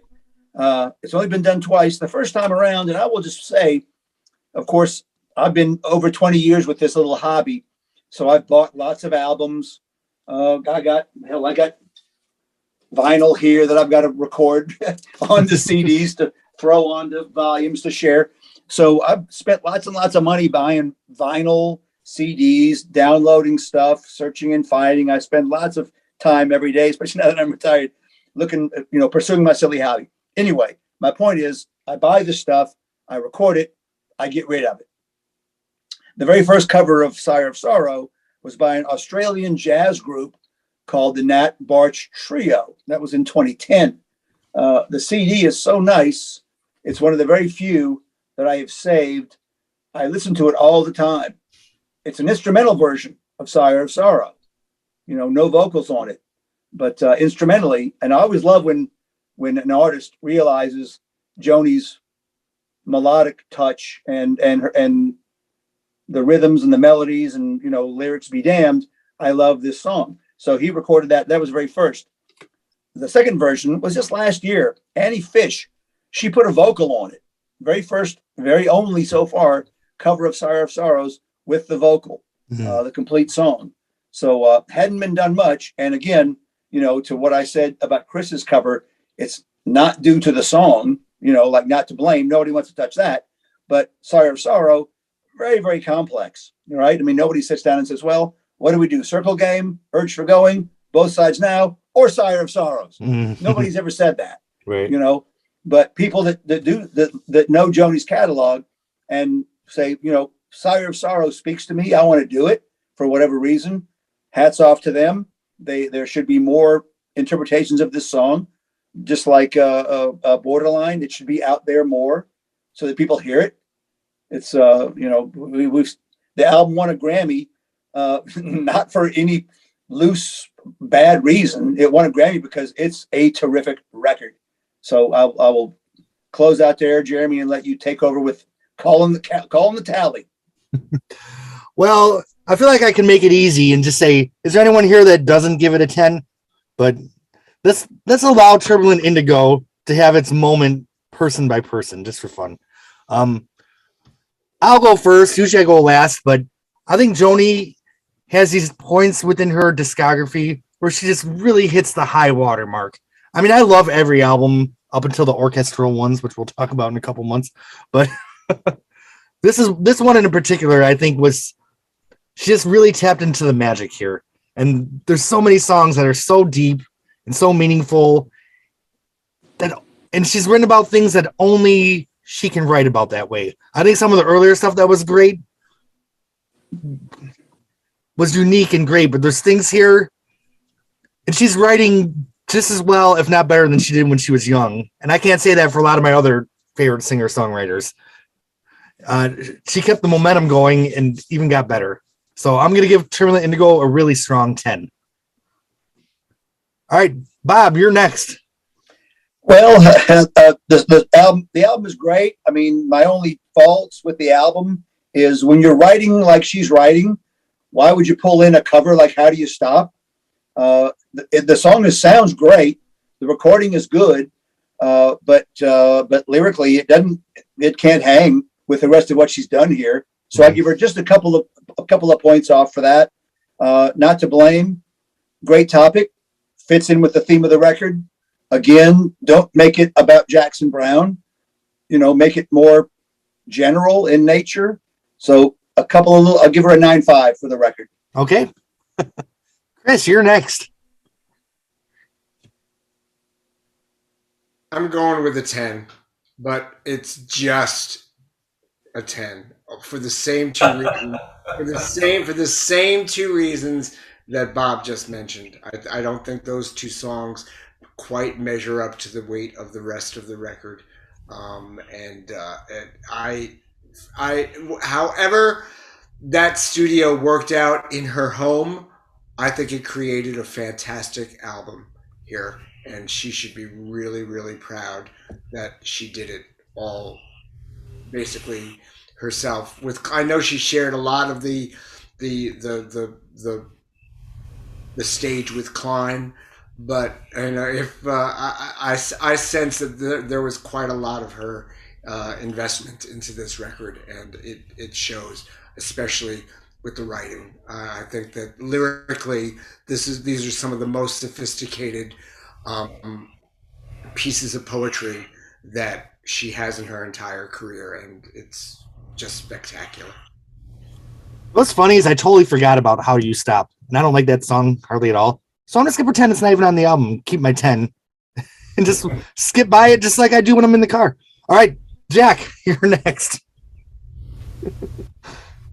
I think I'm gonna go with the 9.5 that Bob gave, for pretty much the exact same reasons.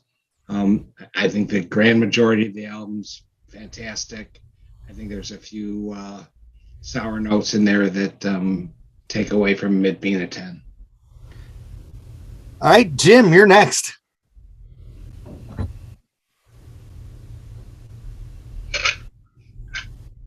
Muted. Oh, you're muted, Jim. Okay. I love to talk, whether anybody listens or not. We're listening. Okay. So recently Les described the very best ones as the Mount Everest quality albums. And for me, they're Hissing for the Roses and Hejira. And so Turbulent Indigo comes right behind that for me, along with Don Juan's Reckless Daughter and Clouds. So I'm giving it a 9. All right, Sue, you're next. I'm gonna give it an 11. Oh, Rebel. I mean, this album has everything I love in it. It's like the master guitar work, the incredibly incredible lyrics, the music, I mean, the melodies, just the composition of all the songs are just so beautiful. And also the paintings. I mean, I like the paintings that are attached to it too. And I like I said before, I mean, this album meant a lot to me personally, with the way that I got totally involved in learning guitar, the way she played it, and I even do like How Do You Stop? So it's an 11 for me. I love it. Yeah, I'm thinking if I gave freaking Chalkmark a 10, I better give Turbulent Indigo a 10. Well, what's hard? Yeah. What's hard is that, the albums that I really truly love are Court and Spark and Hejira and Turbulent Indigo, and it's really hard for me to rank them because they all demonstrate a part of my life, Yeah.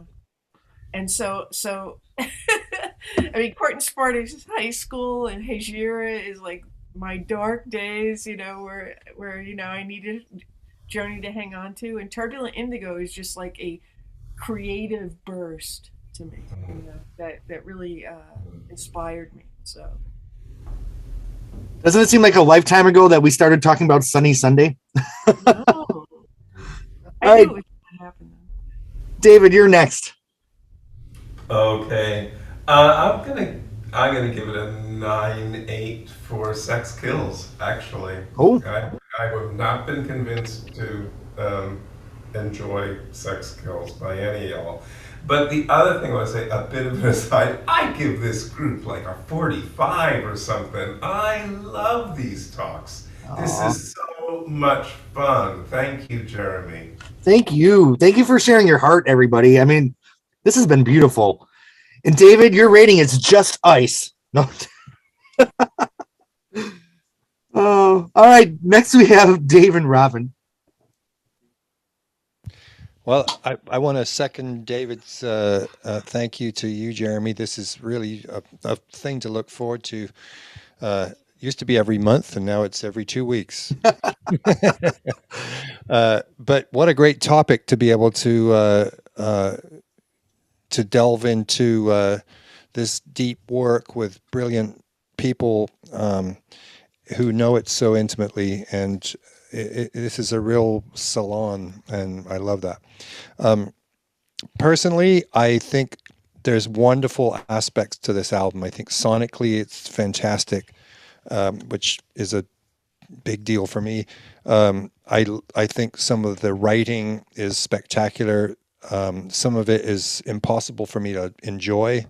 I never want to hear Not to Blame. I mean, I think it's a great, important song, but it's not what I wanted to listen to. I actually like How Do You Stop as a piece of pop, but it's not of the, like Bob said, it's not in the same league as the rest of the album. But the rest of the album is kind of T.S. Eliot level writing that is sometimes too dense to enjoy. I'd much rather listen to Court and Spark or Hissing or For the Roses or Hejira or Don Juan for that matter, which is kind of heading in the T.S. Eliot direction. But this really kind of arrives at where you have to dissect what lines are about. I mean, this is my background in college was in literature and poetry in particular. So studying Ezra Pound and Eliot and the modernists, and where you have to kind of look up the references and you have to kind of know your mythology and you have to your Bible and stuff for it to make sense. That's kind of what we've arrived at here. It's no longer, I'm learning it's peaceful with a good dog and some trees. Like, we've gotten away from the simple humanity of things, and now it's tied in with the bullshit of religion and the oppressiveness of human creations and stuff. It's a very important piece of work. It's not my favorite, and it's a testament to her brilliance for putting it together, especially and maybe because of her personal circumstances, going through a divorce. It's also, I think, the last album that she had any collaboration with anyone on. Because after this, I mean, yes, Vince Mendoza was a collaborator, but basically after this, she doesn't have Klein or Henry Louis or a sounding board to kind of go, well, here's what I got, because she was sort of going it alone after this. And so in that respect, this is kind of the end of an era where she always had somebody to kind of help bring her vision to fruition. I give it an 8, partly because I don't want to be overly generous with 10s. If you give something a 10, then that's got to be the best. This is not the best, but it's really impressive. Now, I like it a lot better than Night Ride Home, and way better than the 80s stuff, and songs like Borderline I revere. So I rate it highly, but I give it an 8. All right, Robin. I'm going to go with 10. I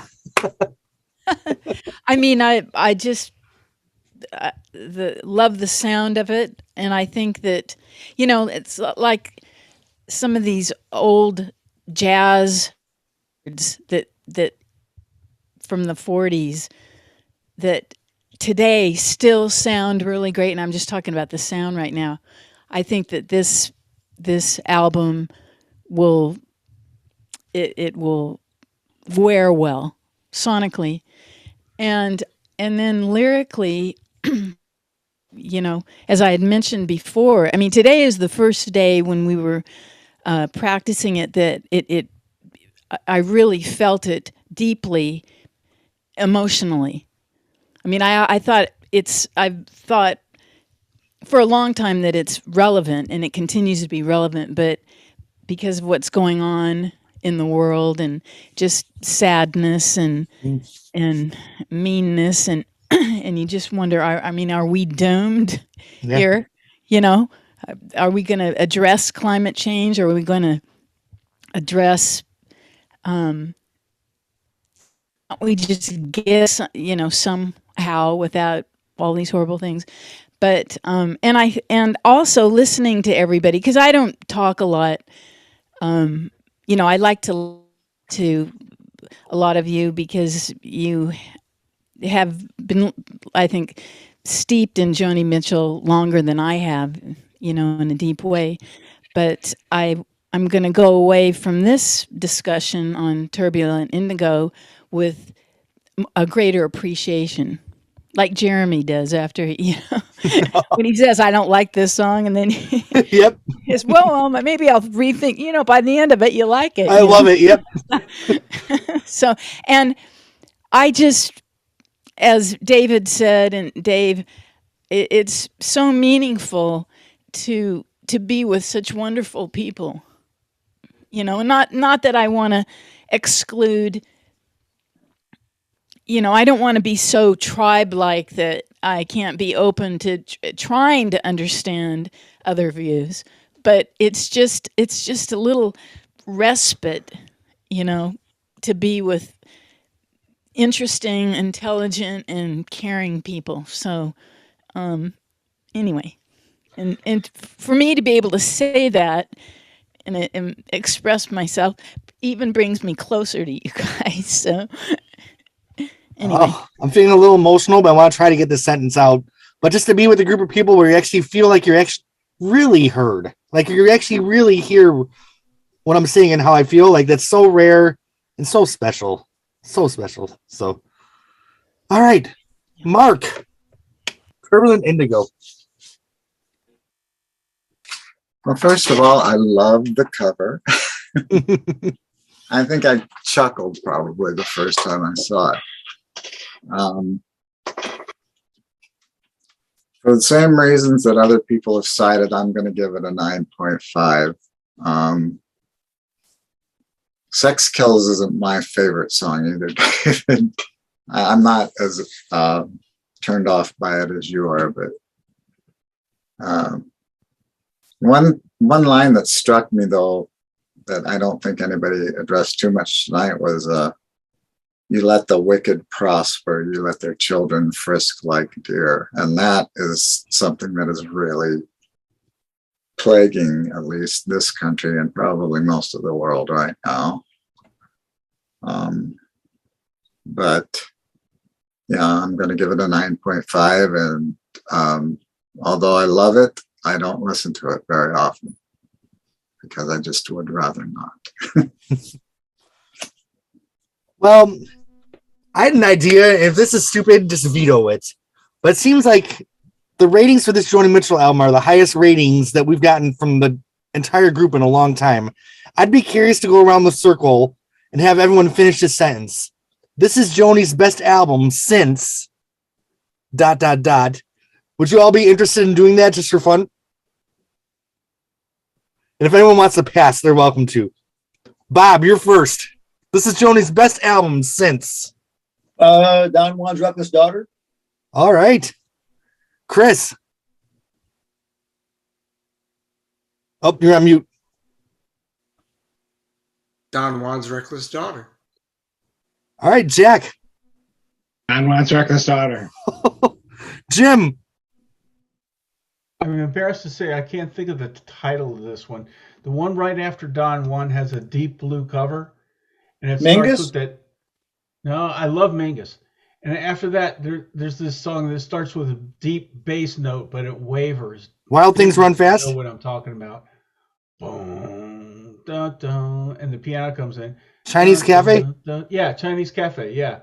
So whichever album that it's, this is a long way for a ridiculous point, but it's the best one since that album. Wild Things Run Fast. Okay, Wild Things. That's Perfect. my final answer. Thank you. All right, Sue. Shira. Wow. Wow. Ooh. Harsh. All right, David.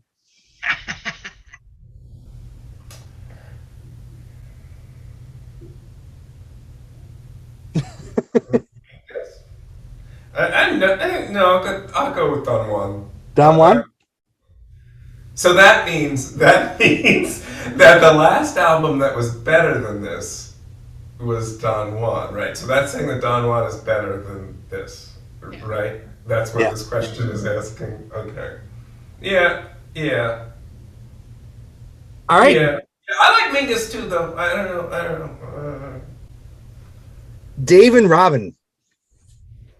Don Juans. Don Juan. I'd go with Mingus, but or Don Juan, but Mingus is sort of a collaboration album. So it's a bit of a different animal, but it's pretty great, and Rhett was a high watermark for her artistry, being able to pull that off. But so essentially we're saying that for 16 or 17 years, she wasn't on her top game, which I think is true. Yeah. All right, Mark.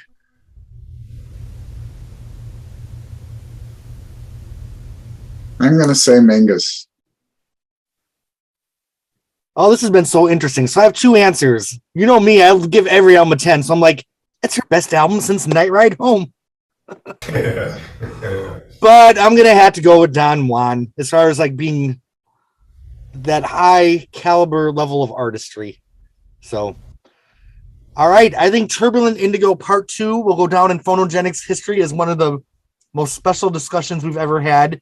I'm going to go lay in bed and just have a lot to think about with all you beautiful, amazing, wonderful people. Thanks for sharing this discussion with me. To the YouTube subscribers and Patreon. And most importantly, thank you, Joni Mitchell, for writing the best fucking music ever. Amen. All And right. Sue, have a wonderful time. Yes. Have a great trip. So you're going tomorrow, huh? I'm going tomorrow. I'm leaving Yay! tomorrow. And I'll you be have on- and you have beautiful toenails, I saw. I Yep. do have beautiful toenails. You better find those. You're a winner. If you shake Joni's hand, don't wash it. I Yep. won't. I Don't won't. wash your hand. Ever again. My daughter said that if I meet Joni Mitchell, I will melt into a puddle of goo. She's not wrong. Trust me, you will not. I Aw. can't think You're of fine. anybody better than you to have this experience. Yep. Sue, I want you to meet her. Me No, I want to meet her too. too. I actually wrote to her PR group again this morning and said, "Hey, if you change your mind, I still want to interview her." You know, but they I didn't love get it. back. Well, safe travels, and we cannot wait to hear about every moment of your trip. Look for those cowgirls with the big balloons out in I Las will. Vegas. And if nobody sings dry cleaner, I'm going to do it on the street. So. Sue, I have to ask. Oh, you're gonna make me wait to see the pictures. But is your outfit covered with sequins, or are they? Just... Well, it's got like this wrap that has sequins on it, and there's sequins on like the lower part of my. It's a jumpsuit. It's navy. Oh, I love it. Oh my god! And this is my favorite part. I'm gonna wear my mother's pearls. Oh, Yes. I inherited my mother's pearls, and they look great with it. So Well, for the next, when we get together next, wear it yes, wear it. so that we can see. Yes. Because how often do you get dressed up like that? I know it's Never. crazy. Yeah. Yeah. So All right, friends. Have a great time. I will see you in April. Sue, have the best time ever. Thank you. Bye, everybody. Bye, everybody. Bye. Bye.